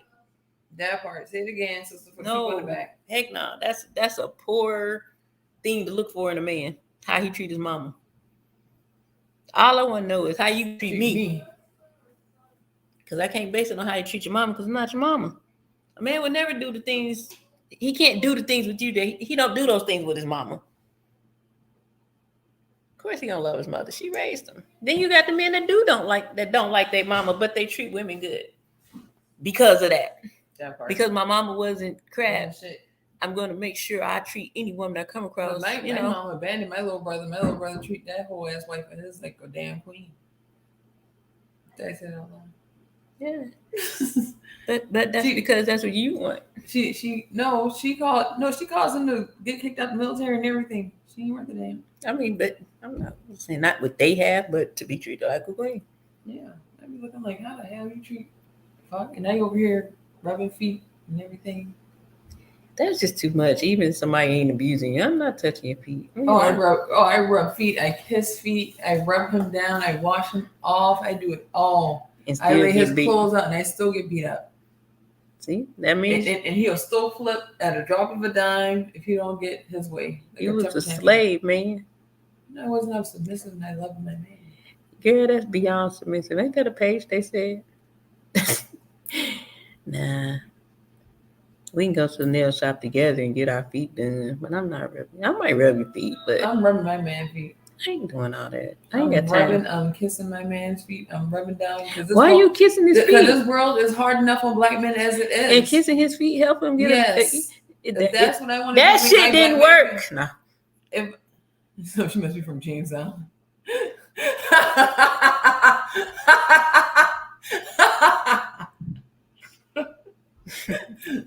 Hollywood. James Island. Hollywood, South Carolina. Your name Bill. Oh, you go somewhere. But yeah. I'm cooking dinner. I'm doing it all. Sell crack. I'm gonna sell your crack for you. All that stuff to a man that ain't your husband. And I guess that's the problem. You know what I mean? If a woman wants to do all that for a man, that's fine. But you do it for your husband, not some nigga that ain't your husband that's beating you up, or even that ain't your husband. He ain't even got to be beating you up. That's just too much for somebody that's not your husband. I think there are things that are reserved for our husband, and that is a lot of things. If you're gonna do it, make sure it's that man that is providing, protecting you, you know what I mean, providing for you, protecting you, doing the things that the husband is supposed to do. I think that's a lot of our problem as women. We be giving these men husband treatment, and they barely boyfriends at best. And if they are, they ain't always good boyfriends. We don't leave nothing to when we do get to that time of marriage. Before marriage, we done did all that. Ain't nothing else I can do. What you gonna do? Let another man and a woman come to bed with you? Shit, you done kissed his feet, rubbed on them, and all that shit. It doesn't matter. Like either way, like no matter how successful a black man is in this world, they always if you walk past a white woman with Louis Vuitton shoes, gonna put it on the other side. No, I'm still gonna treat my man like a king. He doesn't eat off paper plates. He doesn't use plastic utensils. I do. Nigga better be ready for them paper plates because I ain't washing this. We can have regular plates for a special occasion, but yeah. Nope, I am not doing. He will eat off of. But he didn't deserve that. It's not what he deserves. Yes, it is. No, it doesn't. God says treat people. No, you treat people better than they treat you. If that's been the case, then God wouldn't do it half something you do. Who God told you to treat better than he treat you? Please go find that. Yeah, get in that scripture. Pull it up right now where it says God said treat people better than you. Okay. Better than you treat yourself, pretty much. No, better than they treat you. Better than they treat you. Find it. Okay. If you can find a scripture that tells you to treat people better than they treat you. Yeah. Anybody know the Bible? I'm Googling it. I'm looking at the Bible right now. See, I know it says something about loving your neighbor the way you love yourself. But I don't think you say anything about loving them better than. Hey, Renisha. I think you might got something misconstrued. It says for the husband to love his wife as Christ loved the church. It says do unto others as you would have them do unto you. They don't say no. He might have changed it on StreamYard. Be humble, thinking of others as better than yourselves. Thinking of others what? Be humble, thinking of others as better than yourselves. I don't think that means do not look out for your own interests, but take an interest in others too. You must have the same attitude that Christ had. So you would treat yourself less? I just read you. You said find in the Bible. Find it in the Bible. I still don't think, but I don't think that that's exactly what that means. This is literally the golden rule: do unto others as you have them do unto you. Right. So that in other words, if you want to be treated with kindness, you treat them with kindness. Yeah, you treat. So that's why I treat him with kindness. I want to be treated with kindness. Right, but he's not reciprocating. That's not up to me. That's on him. That's on him if he decides not to do that. But it's not on you to keep doing it when he's not doing it. I ain't gonna change how I am because of how somebody else is. That's why I'm reaping what I'm sowing right now. That's why God blessed me so that I went on a car lot and I had to kick out no money for a down payment. That's why I get to move into a place with no nothing. So because I treated somebody better than he deserved to be treated. You do that with a homeless person. No, it's called grace. Yes, and I get grace and mercy because I give grace and mercy. God ain't blessing you because you treated that man. I reap what I sow. If you're a nasty, vindictive person, that's what you will reap. He's not treating you. I mean, he's not blessing you. He's blessing you that way because he wants you to do better for yourself. He's blessing you because he loves you more than that man loves you. He's blessing you because he wants you to love yourself what I sow. more.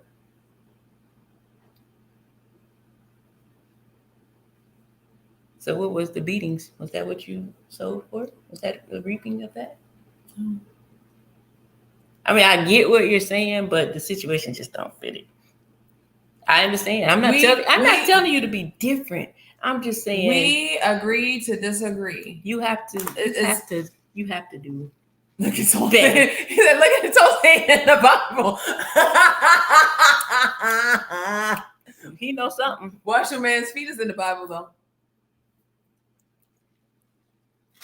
Man in the Bible don't mean specific to a male. I wash my man's feet. I rub my man's feet. I ain't say nothing wrong with that. Okay, I'm just saying that's what I did. I did it. And I did it, and I have no regrets. You dust your sandals off and move on.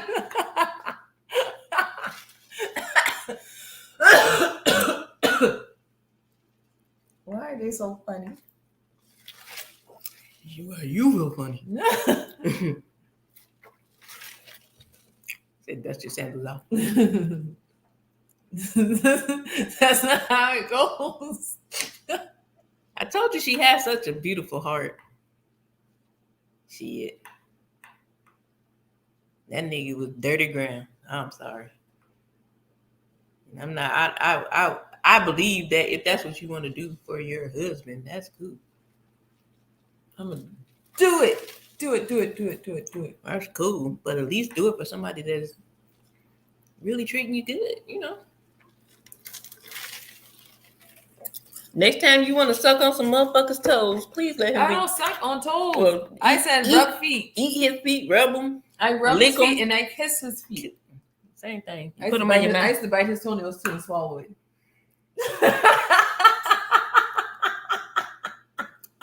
This child is. She needs some holy water to drink. I said, "Oh Lord, this is some deep demonic sacrifice." And he said, "Flesh of my flesh." I said, "Oh Lord, the devil can't cast the devil out the devil." Look at that shit. You gotta walk through some deliverance, honey. I don't even bite my own damn nails. Let alone another motherfucker. I bite it off. And that's why he the way he is. This man, bite his damn toenail. I could stay up all night rubbing him down so he could sleep comfortably. After a full day of doing makeup. Yeah. Cook dinner, breakfast, lunch. It didn't work. And still do the nasty 5 times a day. It didn't work. Ain't nobody abuse my shit like that, man. My husband better not come talking about that stuff. I'm pity. I ain't got time. He had to have it 5 times a day. If he didn't, he was gonna. And that's what happened. You know, all this happened because we didn't have sex for 12 hours. 12 hours. He had sexual DV and all types of stuff. That's retarded, man. He didn't flip on me. How can his fat ass have sex 5 times? He didn't flip on me because I was cheating, or because he found numbers in my phone, or because I went somewhere and I didn't call, I didn't come home at night. No. He flipped on me because we didn't have sex for 12 hours. He don't like women. Ain't no way in hell. Why you need so much sex? That's the part I've been wondering. Why do you need so much sex? And guess how much you get now?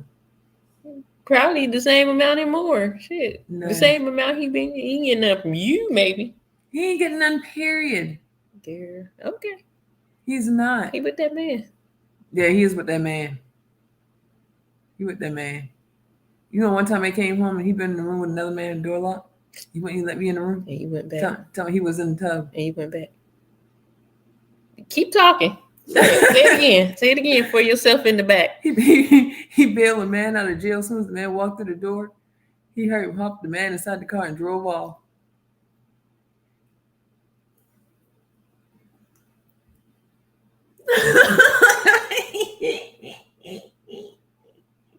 I'm sorry. If you give me any kind of tendencies rolling off, I'm out of there.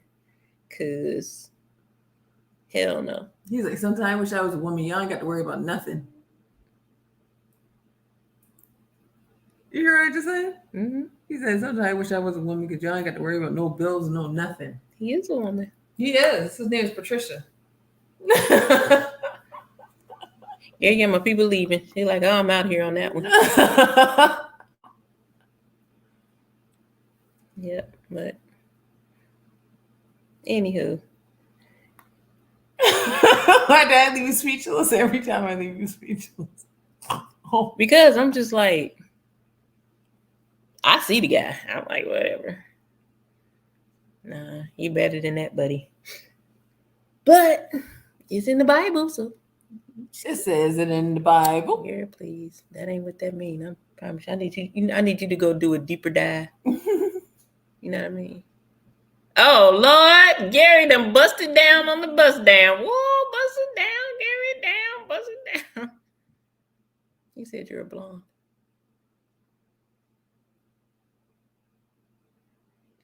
I seen it because I seen her say, "Oh my God, yay." What does this mean? No, I'm just kidding. Does that mean y'all internet booze? No, I'm just kidding. What does that mean? You can't even see that lady. No, he's not going to my Instagram. Oh, I don't be thinking about it. Oh, atmosphere gonna freak out. Like, what? Your manager. Gary fired me as his manager early, and it's okay. It's okay. What you gonna change your name to, Watermelon? You gonna add some more A's to that? You gonna put with seeds on the end? Watermelon sugar with seeds. He said I ain't add her though. So you just stalking my page and then you He gonna DM me. Huh? He gonna DM me. He can't DM me if he's not my friend, if he doesn't follow me. Oh. That's funny. Oh, look at them. No, I'm just kidding. How do we get here, you know? Are y'all blaming me? No, I'm just kidding. Like, are y'all blaming me?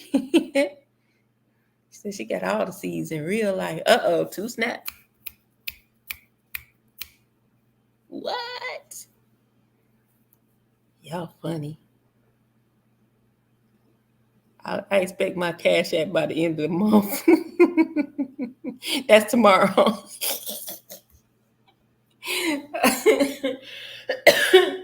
That's funny. That is so funny. Y'all know I just be coming on here to talk. He said his name, your name is long now. Oh my God. I'm about to call Watermelon. Anywho, what would you tell? What would you tell another young lady that's dealing with your situation? That's dealing with my situation. Mm-hmm. Like if somebody was sitting here telling you their story, you're not in this. Mm-hmm. They're telling you. Say I'm telling you the story. What would you tell me?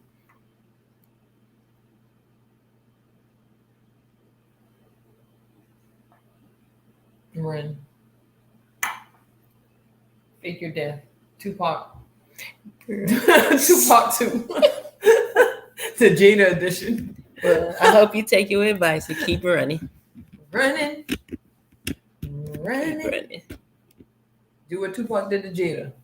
Too pretty. Tupac ain't like Jada. No. Jada like Tupac. No, I said do what Tupac did to Jada. He faked his own death to get away from Jada. That's crazy. Damn, Jada. That girl crazy. She's freaking insane. And this man still, after all that emasculation, still sits there and stands beside her. But I ain't got room to talk to that shit. I still stood. I'm going to stand beside him. I still did it. Like a dumbass. Jezebel and Ahab. And then that's not gendered. Negative $1 in the cash app. Tell her LOL, she's a blonde. But you said you got, how you get negative $1? Oh, I know how probably. You probably went out to eat and did a tip and then you said you ain't had no cash app. You was lying? I have blonde pictures on my Instagram. She's not blonde. She's just a very loving person who has a lot of things that she has to work through to get to the best she can be. And that happens to all of us. It's not just her. You know what I'm saying? That's my whole point with everything. Like we had these conversations. A lot of people wouldn't want to share this stuff, but a lot of people deal with this stuff. And I think it's the way she's telling her story and sometimes laughing about it. There's somebody else right now that's saying, okay, so maybe I'm not crazy because of this. Maybe there is a chance for me to get to the next space, you know. And I'm hoping that in turn with her speaking and talking. Like we've seen her a couple times sit here and say, I just sound crazy saying this out loud. Cause y'all know I believe when you talk stuff out, you be and work yourself through it. I did that for the first 4 or 5 lives. I talked myself out of a lot of stuff. No, I didn't disclose. I might have said I'm first partaker, but I didn't disclose the specifics of those things. And I talked my way out through, and I ain't gonna say out through. I just believe in just being genuine and authentically myself. I don't care. Like, if you want to judge me all day long. I don't care. Everybody got an opinion. I really don't care. When you get to a certain point in your life where you're just like, budget, whatever you're going to think. But everybody ain't going to judge. And then somebody always benefits from our story, whether it's abuse or something else. I'd rather help somebody and someone call me names than to not help somebody at all. So, it is what it is. Like, if it's something I've been through, I'll come on here and talk about it. There's a lot of stuff that I've been through. I ain't talked about yet. I don't have shame. There's certain things that I won't. Oh, you gonna give me negative $? I'm gonna block you. I'm gonna take your wrench, Gary. I'm gonna demod you. And no, Ronald, you can't have a wrench before you even ask. I want some Taco Bell. It's still open. It's probably 4 soft tacos will only meat and cheese, please. I can't believe he said he's gonna give me $1, a negative $1 for cash app. What I'm gonna do with that? You know, that's like zero. I told you I like to eat. Maxton. Yes. Gary, bust it down, Brown. You see that, Chicky? The love of my life. You see that? Who's the smartest boy I know? Chicky. Hey, y'all call me a pimp, but that's the pimp hand for real. That man changed. He didn't change her name. She changed his. She came out here early like, I'm going to make you change your name. I'm going to make you change your name.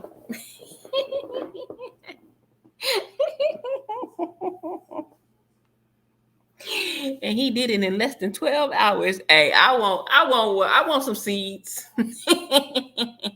I want some seeds. Watermelon. I guess that's what them seeds do, huh, Gary? Them seeds will make you change your name.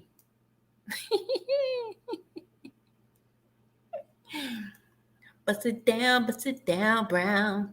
Mm-hmm. Bust it down, Brown. Bust it down, Brown. Bust it down, Brown. Wiggle, wiggle, shake. Wiggle, shake. Bust it. Hey, CC. Spicy CC. Bust it down, Brown.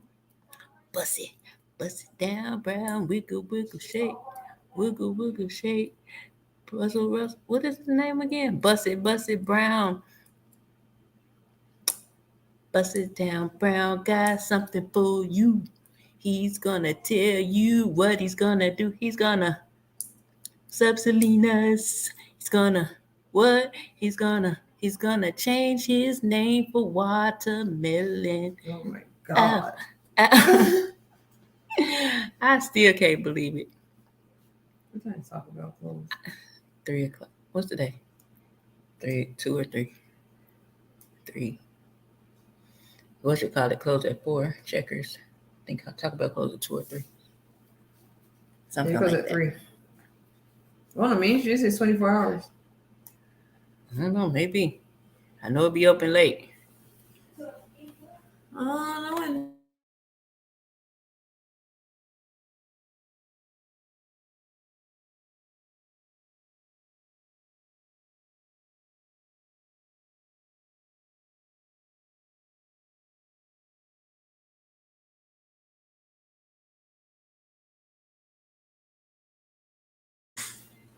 Bust it down, Brown. No, but seriously, like I said, distractions come. We gonna pull it back into where we started. Distractions come in all types, forms, and fashions, through people, through TV, things we see, things we say, things we hear. It's up to us not to get sidetracked by that distraction and go in the opposite direction that we're supposed to be going, or conduct ourselves in the opposite way of that we normally would. or even cause us to stop doing something we're supposed to be doing. Gotta stay focused, my people. We gotta stay focused. You know what I mean? Focus is key. That part. I ain't started nothing, Gary. You gonna stop saying that about me. Why? Because I have songs for you? I can't help it if you inspire me, brother. I'm excited to see your new name. Are you guys gonna have some activities? No, I'm just kidding. Oh Lord. Oh Lord, it's a fire. Gary Brown. Tomorrow. Gary Brown busted down Brown, then changed his name. I know, I'm trying to work on him with that. I told him he need an IG. I said, how can I talk to you outside of YouTube?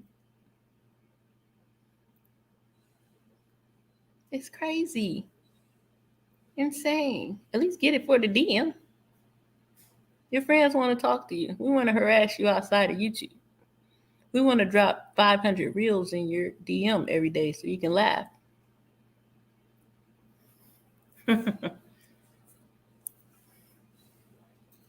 He'll have it. If he changed his name, he better get a IG. Ain't no way in the world. I ain't having it. Nah. Am not.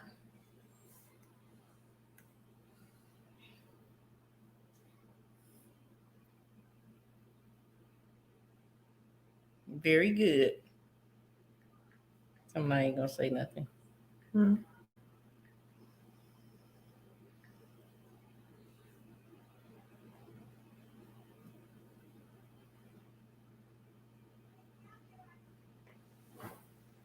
I just stopped and started looking at something real quick. That part.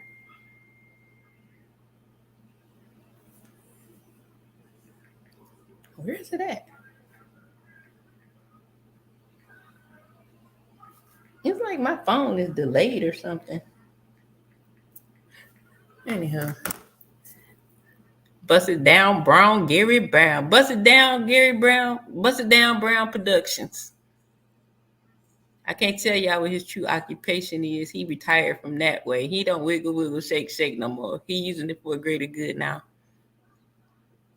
He's the encourager.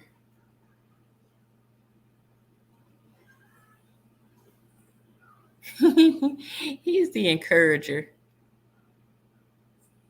Bust It Down, Gary Brown Productions. I gotta take a picture of this.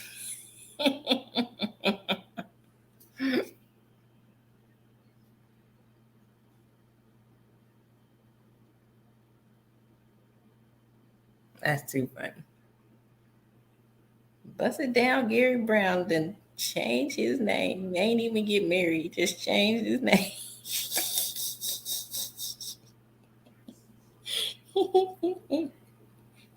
I gotta send that to your manager. Did you wait? I gotta send that to your manager. You gonna talk about for real? You gonna talk about for real? I'm the distraction. Soft tacos? I remember somebody ordered some food from Taco Bell and they didn't answer the phone. And I had this big old box of tacos. It wasn't nothing in there but soft tacos. I looked at them things like, ugh. I love soft tacos. Disgusting. Disgusting. Yeah, man. Disgusting. That was you. No, I didn't. Uh-oh.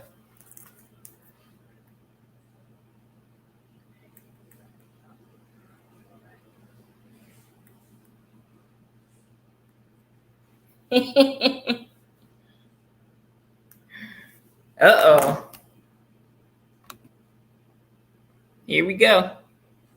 Oops. What I do? Oh. Did I miss something? What I do now? You gonna say shout out to Taco Bell? Shut up, Ronald. You know, cause I delivered DoorDash to him. What are the odds? That's how I know people can really get beat up off of YouTube stuff. Because it's really that easy to run up on somebody like that. Like, he wouldn't have known me if I didn't say nothing. But, yeah, man. Shoot. Ain't no way. He might quit. Ain't no way. Ain't no way. Ooh, Jesus. It is a small world. Mm.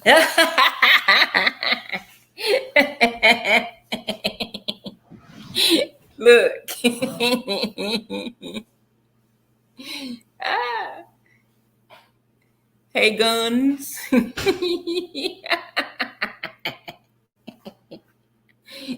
Got him.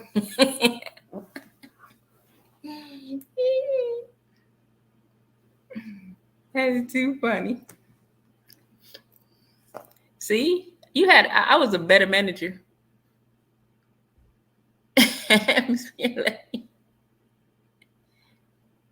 Please tell them I'm not short and my arms are the same.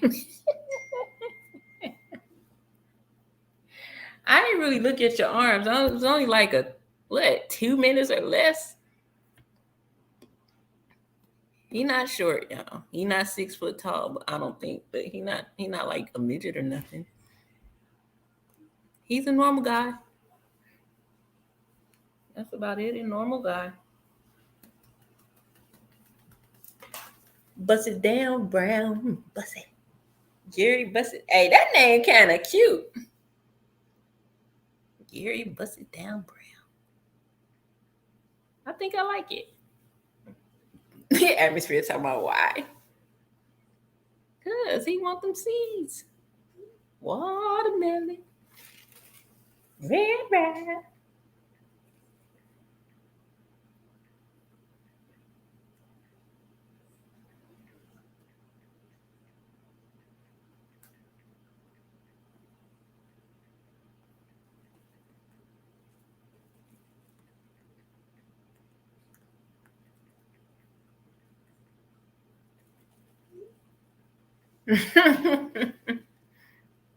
I can't vouch for all that. I just know he not short.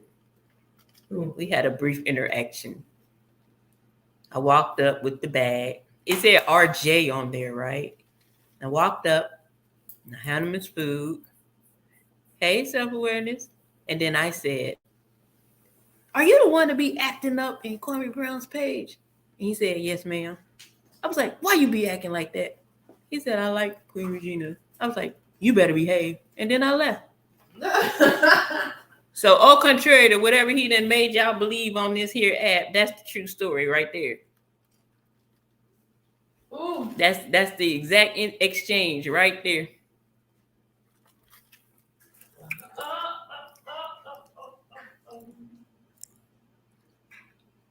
Nothing more, nothing less.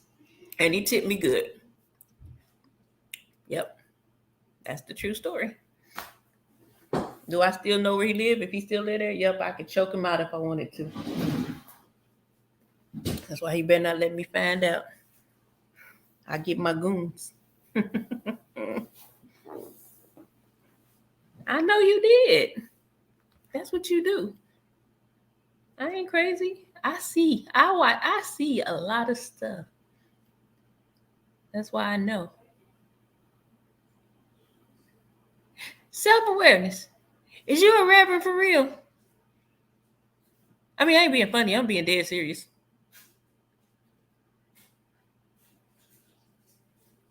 That's a real question.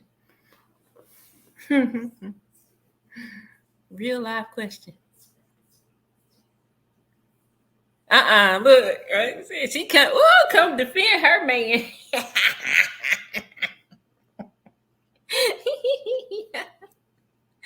She come to defend her man. Oh wow, that's cool. 12. Wow.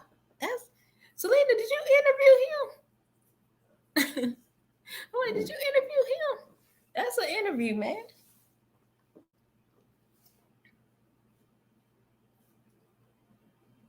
How many times did you ever like I guess they call it backslide or fall away, walk away or whatever. I ain't gonna say backslide, but was you living life like, you know what I mean? As you went through your childhood to teenage to adulthood. See, I think I'm like somewhere between a thug and a preacher. I just don't know which one to become yet when I grow up.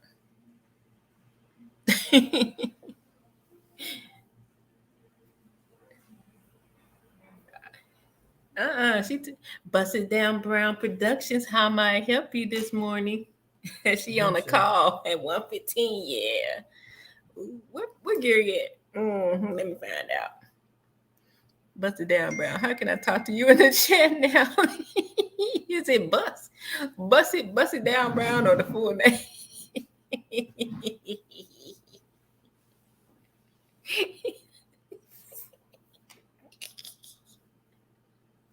That is so funny.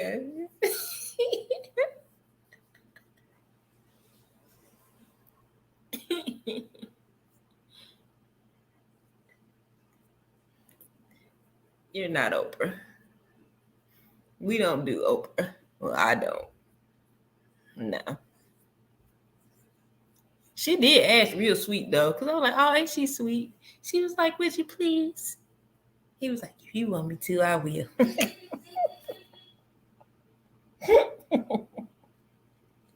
That's exactly how it happened. No, but that was a cool exchange though. I liked the talk. It was real cool. I thought it was pretty dope. And I don't know why Atmosphere is acting surprised because he was there. He was there. Yeah, I just got to get back to regularly scheduled programming. I've been acting up for the last 48 hours. Last 48 hours.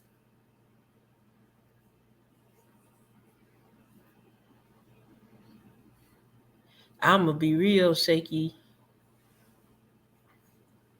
I gotta yeah, I don't know if I'll be live tomorrow because I gotta finish getting this stuff into storage and clean up this apartment. So I'll probably be live sometime or another if I can figure out a way to do it while I'm doing all that. But Sunday, yeah, somebody going on a ride with me while I'm driving. Gary's the only one up on Sunday when I was sleepy as heck going to Atlanta. I'm like, oh, thank goodness for Gary. He held me down for 2 hours. That was nice. That was nice of him. Atmosphere. What do you say? Selena, you ready for a parade in Arlington? That sounds like he having a parade and he's inviting you to it. Are you ready for a parade or the parade? Mm-hmm. Or is the parade called a parade? We need clarity. Clarity. Is Gary Bust It Down Brown? Gary Bust It Down Brown.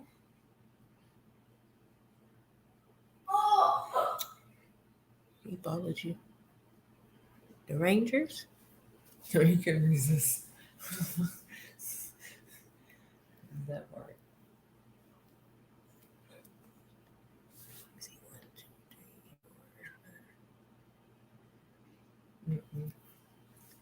That's too funny. Gary Bust It Down Brown. You know what the name is. You called it Bust It Down Productions. I don't know why he's trying to exclude himself from this.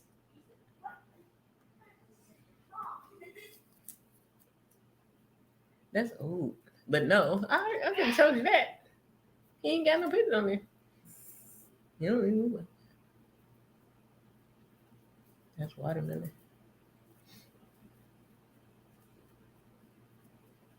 Not you. It's not the same. Don't do that.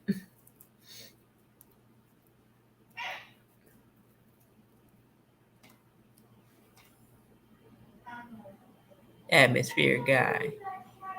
Selena, get over and get next. He got next season. Yeah, please, you better go to that parade. Mm-hmm. Per our conversation earlier. You better get to that parade. It don't matter the teams. Go to the parade. Go to the parades, girl. If I was there, I'd go to the parade. If I miraculously get my apartment, I'm still coming for the birthday celebration. But I gotta have a place to live before I do anything. Atmosphere, you're a hater. Oh, too funny.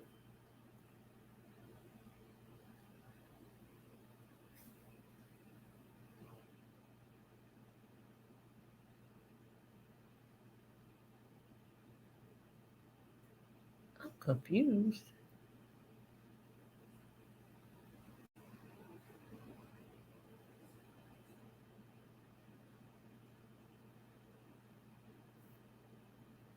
Oh, I know. I'm sitting here tripping. Where Busted Down go? I don't know. He had said he was driving earlier. I believe he's still here, if I'm not mistaken. I don't know.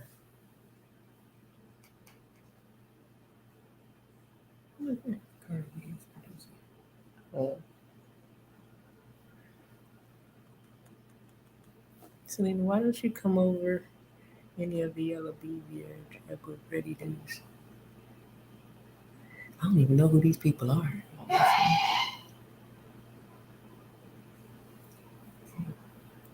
Uzi Bert. Want me to sing the song for him to come back out? No, I'm just kidding.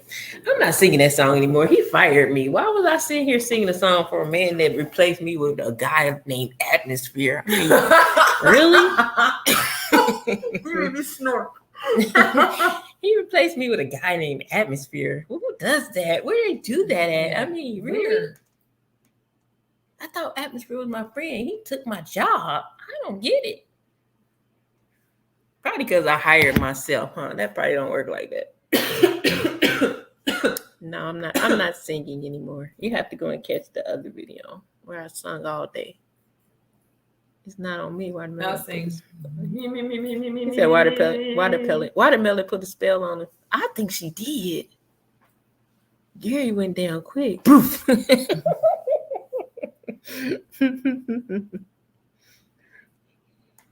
He was like, Geronimo. She said she got seeds.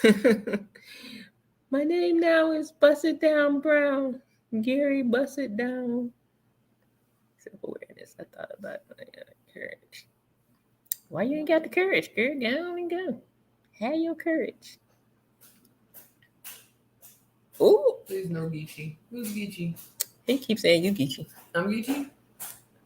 Duh. Nobody believe Ronald Geechee. They think he just talked improper. No. I'm like, I can go real Geechee now if you want me to. Now. Be like, everybody here talk just like that. You finna go to club? No. You finna go or no? No. I think I want some Taco Bell. I ain't much had one Taco Bell. I ain't know who you talking to, girl. Why you looking at me like that for? Why you look? Yeah, you looking at me so long for? Well, you want to wear my shoe? Dang, girl, if I crawl out my skin, you gonna put them on?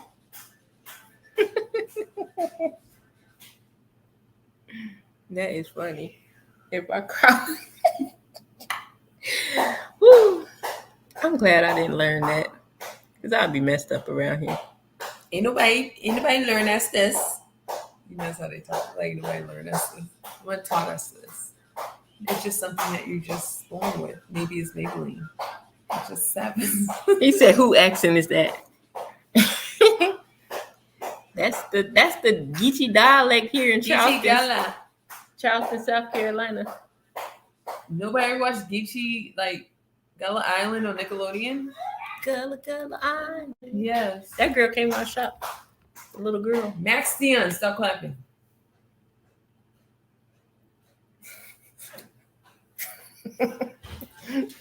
He didn't stop clapping. He just clapped lower.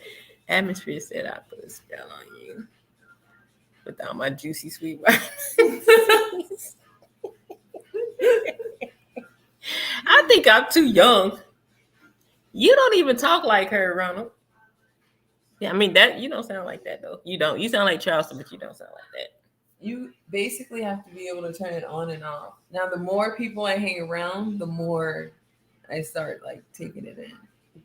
So you kind of adjust to who you're around in a sense.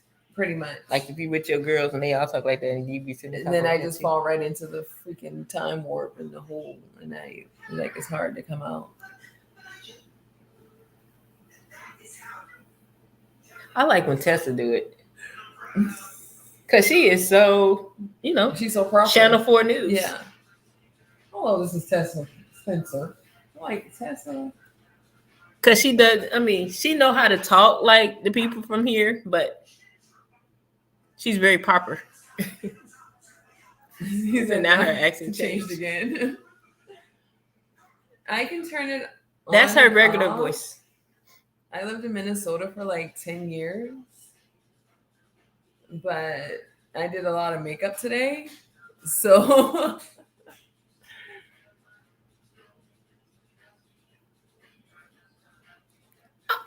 Now they put words in my mouth. I did not call you aggressive. You might be a little aggressive, but I ain't call you aggressive because of that. We can talk proper also. We can turn it on and off. Said not Minnesota. I love Minnesota. I want to go back. Too cold. No, that negative 33-degree weather is everything. Oh, bad enough. I got to readjust to the weather. Get back used to winter. Yeah. Going up there, yeah. We don't have it here. We don't have winter at all. We have bipolar season. Tried to tell him. Yes, you did. I have selective memory. I don't remember a lot of things that I say sometimes. Well, I don't believe I said. I know I said you were aggressive. I don't know. Maybe I did. I remember something about aggressive. I'm too black for the color. Eyes like fire, hair like wool, feet like brass. Actually, I swear you're like the hardest working 10-year-old on the planet. Isn't he beautiful? Isn't he beautiful? Y'all, everybody, I just want to let everybody know the atmosphere has hair like Jesus. And he's looking for someone to braid it. Yeah, cold weather cool because you can wear your good clothes, the nice fall and winter clothes. I loved it. I just don't like too cold. I just like maybe a month or two where I can wear my winter clothes, and then after that they can go away. When I lived in Minnesota, that's the only time I had mates and like fur coats, and then you check them in at the club. Like all the clubs have like valet and check-in and all that kind of coat check. Yeah, we don't have that down here. Only thing we got down here is mirrors on the freaking dance floor. Say, can I find another song? I can't help it. That's where he described Jesus in the song. He says, eyes like fire, hair like wool, feet like brass. And he's good. Isn't he beautiful?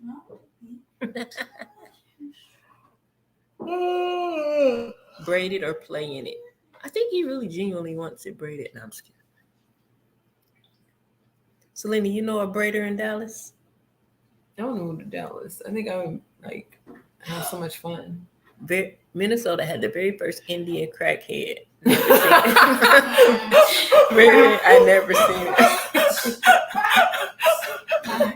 You know what? That sounds like when you say something like, I never seen a food delivery truck at the Chinese restaurant. Okay.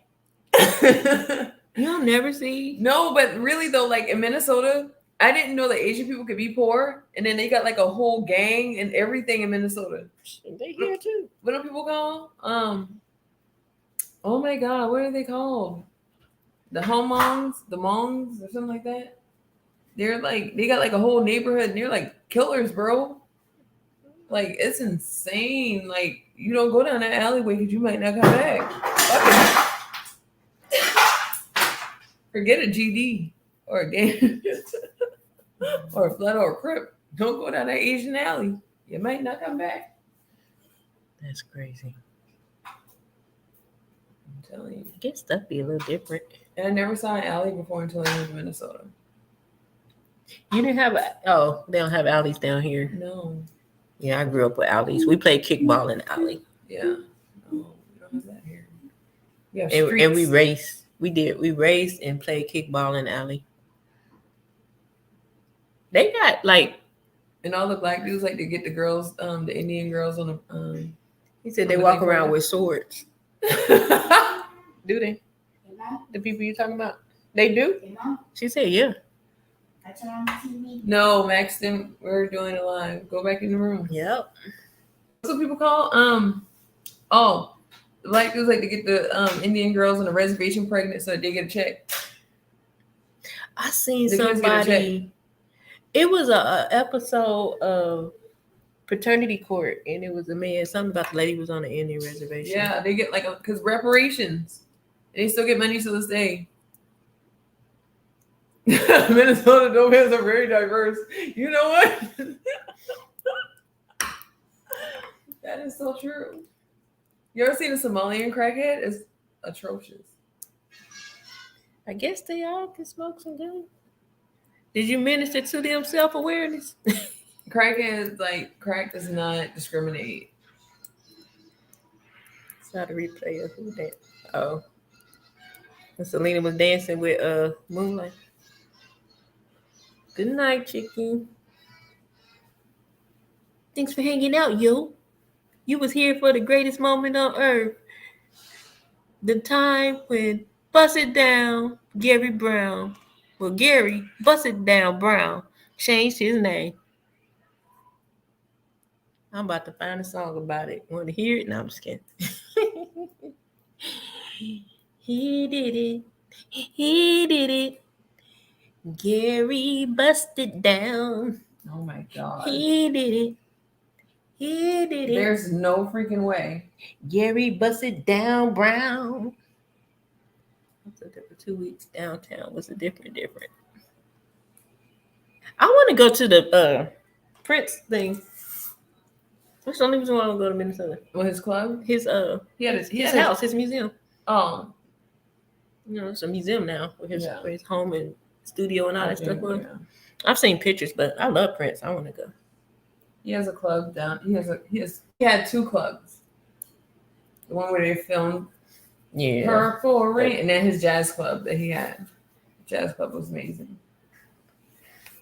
Miss Prince. Jimmy Jam, Terry Lewis have a studio there.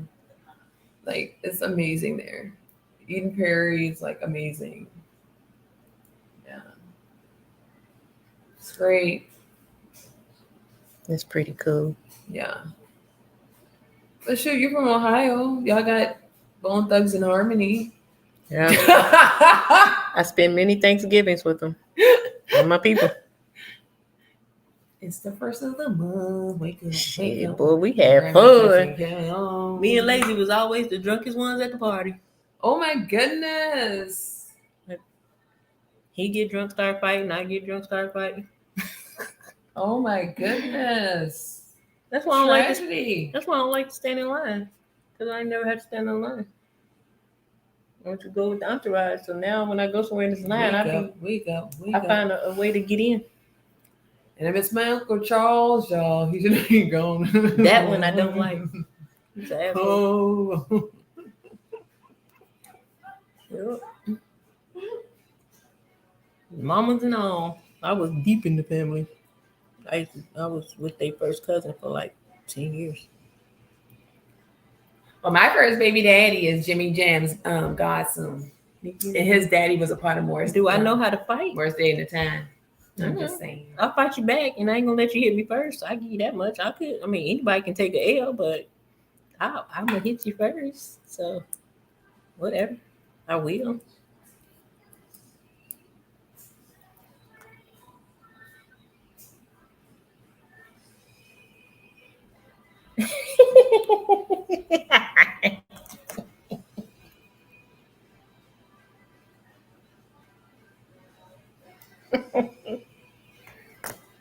Ah.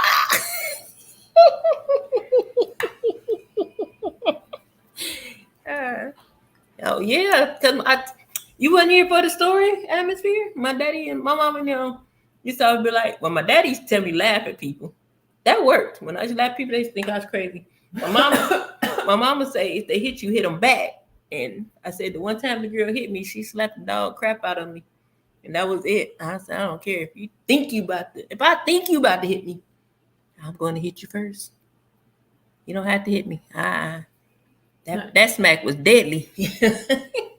I try not to fight people. I still won though, but I had to come out my coat. I wasn't expecting it. Shoot. I try not to fight people because they always go for my face first. That girl smacked fire out of me. I said, "Oh, wait a minute." My coat. Look, why was my coat zipped up to my neck? And I snatched the thing off like that, and it was still zipped up on the floor. And with the troop gym shoes, man, she had troop marks all over her face. Man, I trying to stump her brain out her nose. Oh my goodness. Yeah, that's why I don't like to fight. Cause I feel like if I got to fight, I'm protecting myself from you trying to off me. So that part. And I ain't had that. Every fight I got into, I got jumped. So it don't even cost me to. I'm too lazy to fight now. I'm fat. I'm too old. Jesus Christ. Like, bruh, like these bruises from that guy, man, this thing takes forever to heal. It's been like a week now. Look, still there. I ain't got time for that. Nope. Yup. I don't know. But anyway, I've done 2 hours and I don't think I have anything to say unless you guys want something to say. Anybody need to come up here and get something off their chest? Come on to the altar. Come on in the room.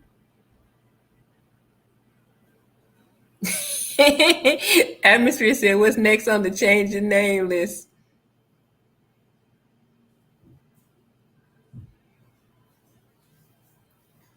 Make sure everybody follows. Oh, he said, who next? You? No, I'm just kidding. Makeup by Christina Max. I can call you Yessie. I don't do YouTube, but I do Instagram. Girl, you are crazy, Watermelon. Ain't nobody else changing their name but you.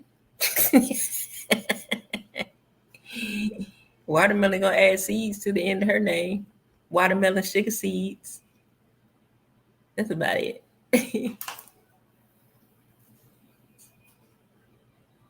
Who y'all think gonna change their name? I'm gonna change mine to Pimpstress. Really? Pimpstress Shear. I just want to be your manager. I'm sold that I am a good manager. So if anybody need representation, I'm your girl.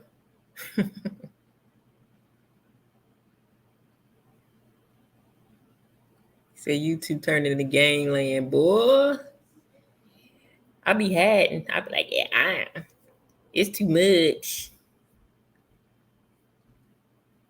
But I'm telling y'all, I went on a do not recommend spree. I don't see nothing. I don't be knowing. I got a few people that still pop up for the most part. Because it's a lot to digest sometimes, you know? Like what? It be crazy out here. Really? Meek will sell salt to a slug. Pretty much. Jesus, be offended. That's how I know I'm a survivor. Yeah, I'll sell your drawers off your tail. I'll be like, listen, they are lightly used. They're black, in very good condition. He'll take them off right now for $13.75. I'll convince somebody. You already got a nickname. Delisha. Gang, pick your gang now. Maxton. We fighting for the army. Look, we fighting for the army of the Lord. Stop clapping and stumping. There's people under. Clean. Hi. Okay. Hi, friend. How are you? What are you doing? Woke caking? You up there caking? No. In the chat earlier. What you been doing, Clean? You were coaching them churn?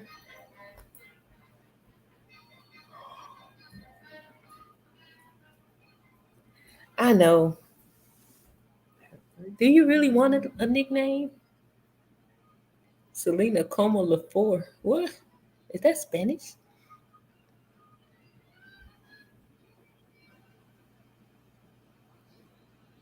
Referee. I know it was something. I don't know why I thought you was a coach. Hey. Mexican what? Man, self-awareness. I said, I don't know if people really got jobs because it's almost like 18 hours a day. You can't possibly work somewhere.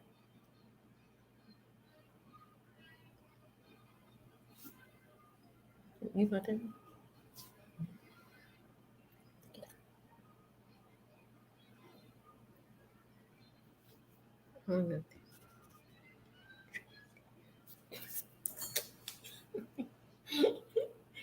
Good morning, Gary. Oh, you're so formal.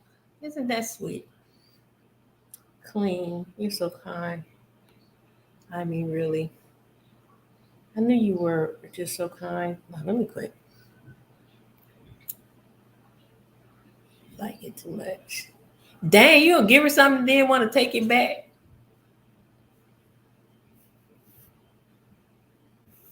That's something. I don't know about that. Where is that?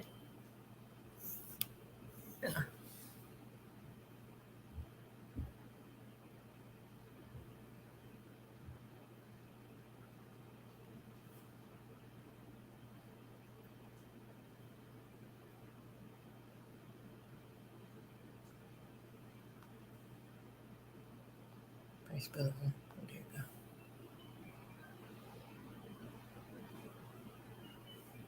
Oh.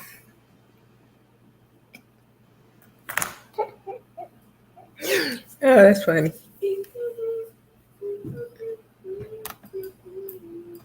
know that song? Clean. Oh Lord. Yeah, atmosphere. Go ahead.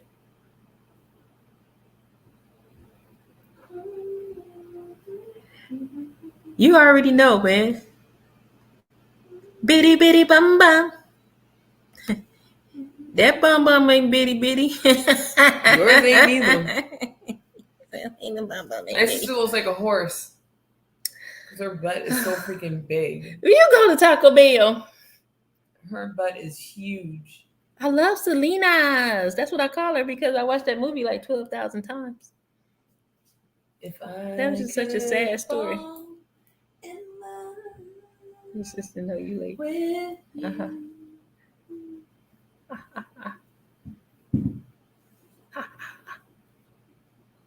Your sister know you late. Who late? I could fall. She's always exaggerating about my body parts. It's just a little bigger than hers. That's I can't even lie straight on that.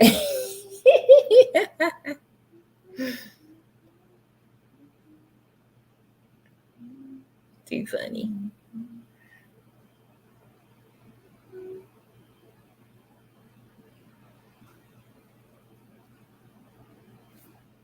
Oh, my head itching. This weave ain't kicking, boy.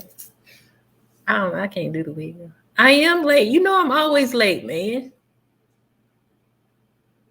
I can't help it because I don't be reading. Then I have to go back and see what y'all was talking about. And then I don't be catching on half the time anyway. I really don't. So I just keep moving. Y'all ain't got to share with me. It's okay. Don't share. It's A-okay. That's too funny. Wait a minute. Hold up. What time is it? Bust it down, Brown. Where you at this time of the night? Selena and the DMX song.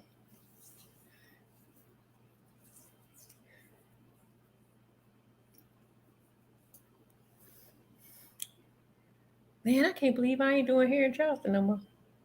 That part. You can do it one last time. It's a wrap. You know what grinds my gears? What? Okay, so like before these guys die, all these girls be on Facebook talking so much trash about them, right? And then when they died, and everyone's like, "Oh my god, I need you so bad right now. I miss you. I can't dream without you." But then you just told a nigga to die like 2 days ago. That's the consequences. That is crazy to me. I don't believe in talking crazy to people you have children with. That because part. your children suffer. I always tell people, you know how they be like, it's a deadbeat. I'm like, better a deadbeat than a dead man. That ain't. It's a whole different thing when they gone. That part. My baby daddy gone. I never told him to die though. No, I wouldn't. You used to tell me that though.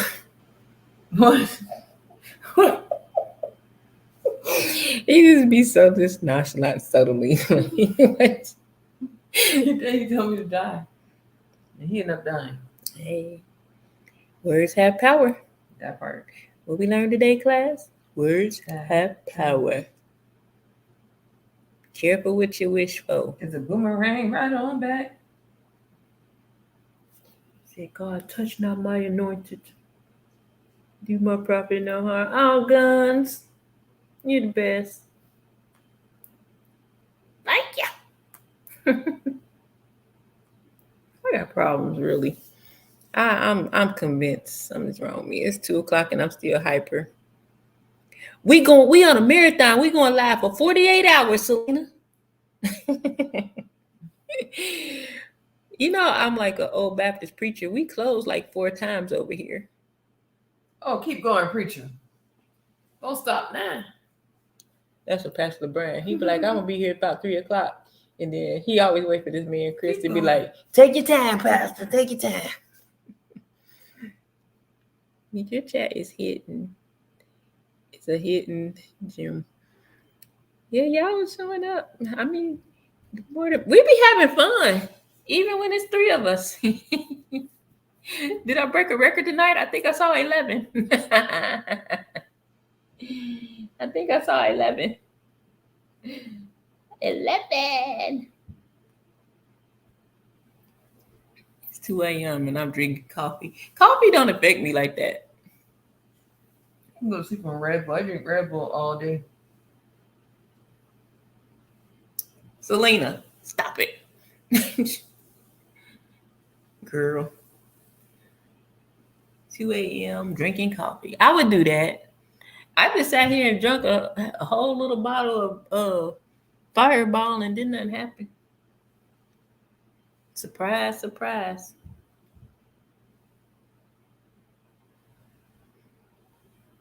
Surprise, surprise. Atmosphere, probably because I'm crazy, huh? Shit.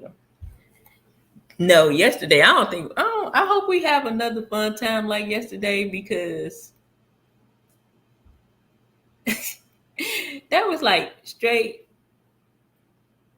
45 minutes of pure laughter. I got dizzy on the balcony. I was on the balcony, whole dizzy, cracking up. What you drinking?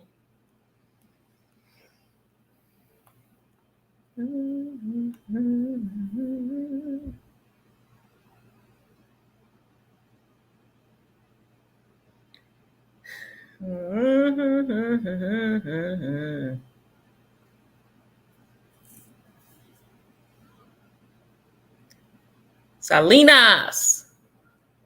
Come on, man. Please. Thank you.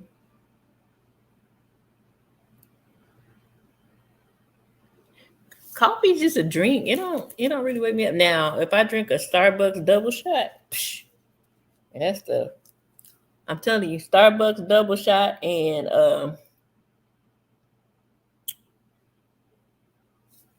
Gary, they held me down Sunday. I got to the halfway mark of that 5 hour drive. Whew, I was like, oh no, I don't think I'm gonna make it. I was praising your name, man. I was giving you your props for helping me Sunday. I said between you and the double shot, y'all held me down. Gary stayed on live. It was just me and him for 2 hours. That's dope. And then that last time y'all stayed on me when I was driving back from Virginia for what, 3 hours that time? I almost made it all from the time I got on live, I almost made it all the way home.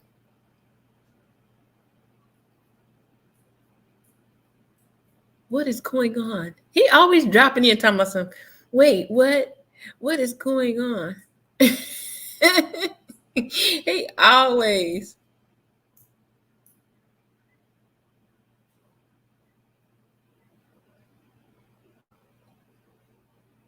Meet me at the altar in your red dress. This seems demonic.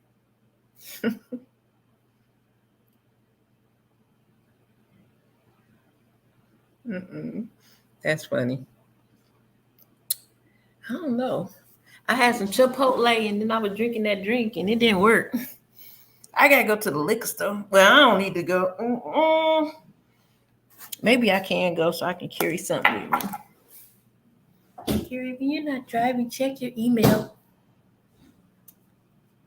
Gary always do that. Either he say, wait, what? Or he'll be like, what's going on? Wait, what did I miss? He ain't missed nothing. Mm-hmm. We've been talking about you. I'm just kidding. Watermelon Sweet Spot is your new name. Watermelon Sweet Spot. The sweetest spot on earth is called watermelon. Watermelon. You don't even want to caught that clean. Ain't none of us on this chat wearing no white dress. Meet me at the altar in your purple dress.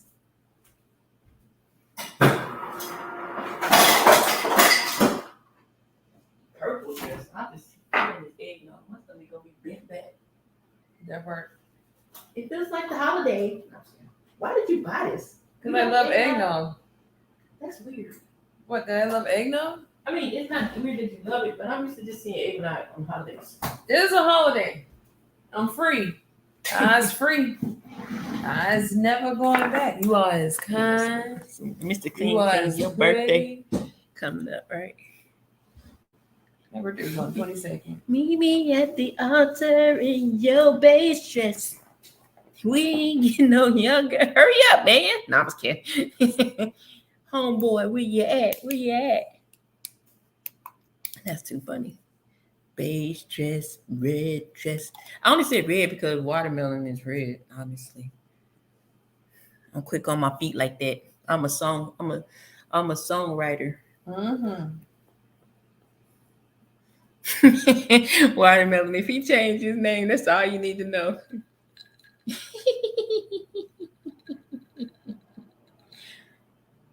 When is your birthday? November what? You better not say the 11th. I'm gonna have to block you.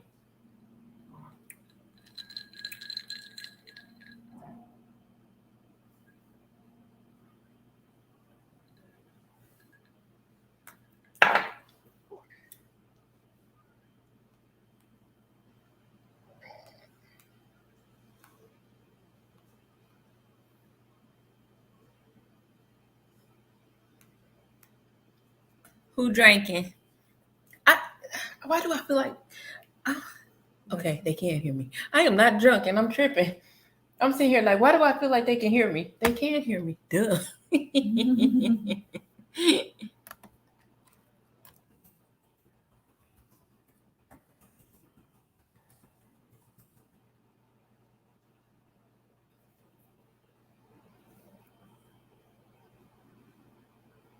Oh, November the 4th. You all right.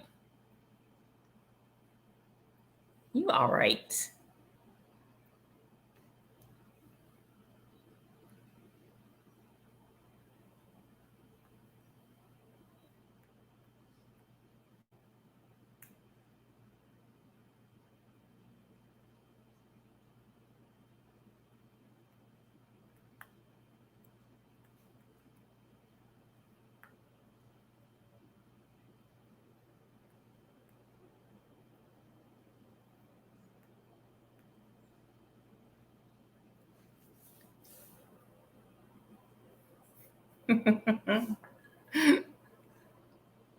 I've been drinking. Oh, I can't stand when I sing her music. Mm-hmm. I cannot stand when I hear her music. Mm.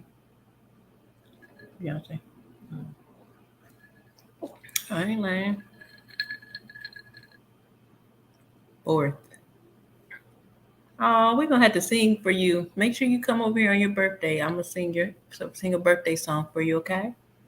She didn't say for me on my birthday.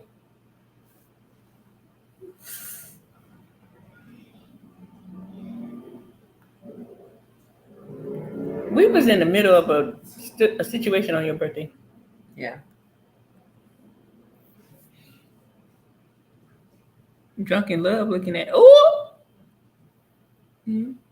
Straight hopeless. No man, I got Scorpio. I got 2 kids by.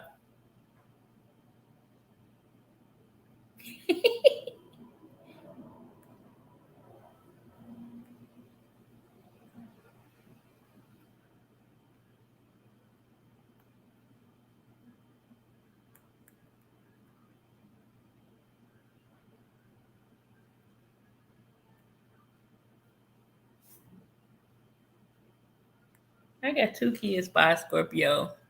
His birthday was November the 11th, and he was stubborn.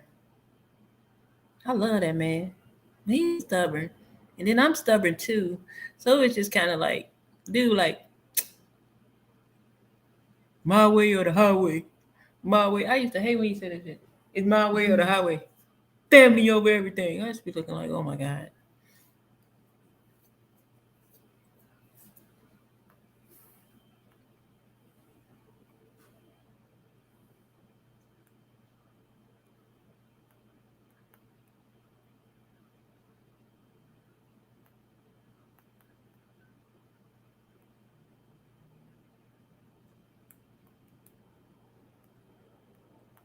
It is almost 2 o'clock in the morning.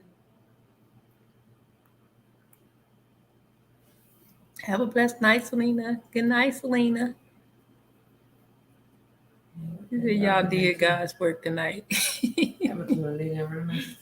We always do God's work over here, even through all the laughter. Go to bed, woman.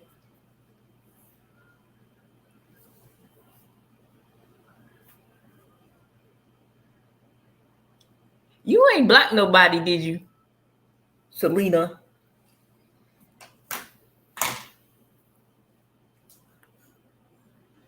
Blockiana to the rescue. Good night, left hand.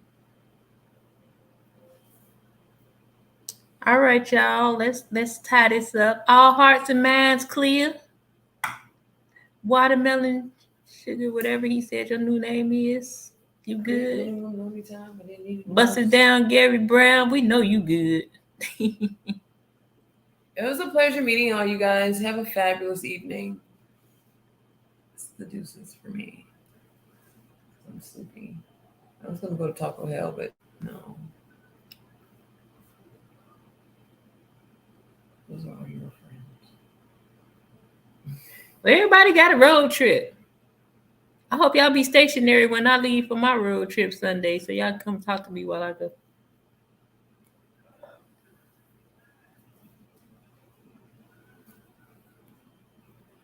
Well, good night, sweet people. Thank y'all for coming by for my meat talk. Thank you for everybody that chose to hit the Cash App tonight. Y'all know I like to eat. No, I'm kidding. For our last live in Charleston. And it might not be the last one. Won't be back till Tuesday. I'm gonna play on your DM.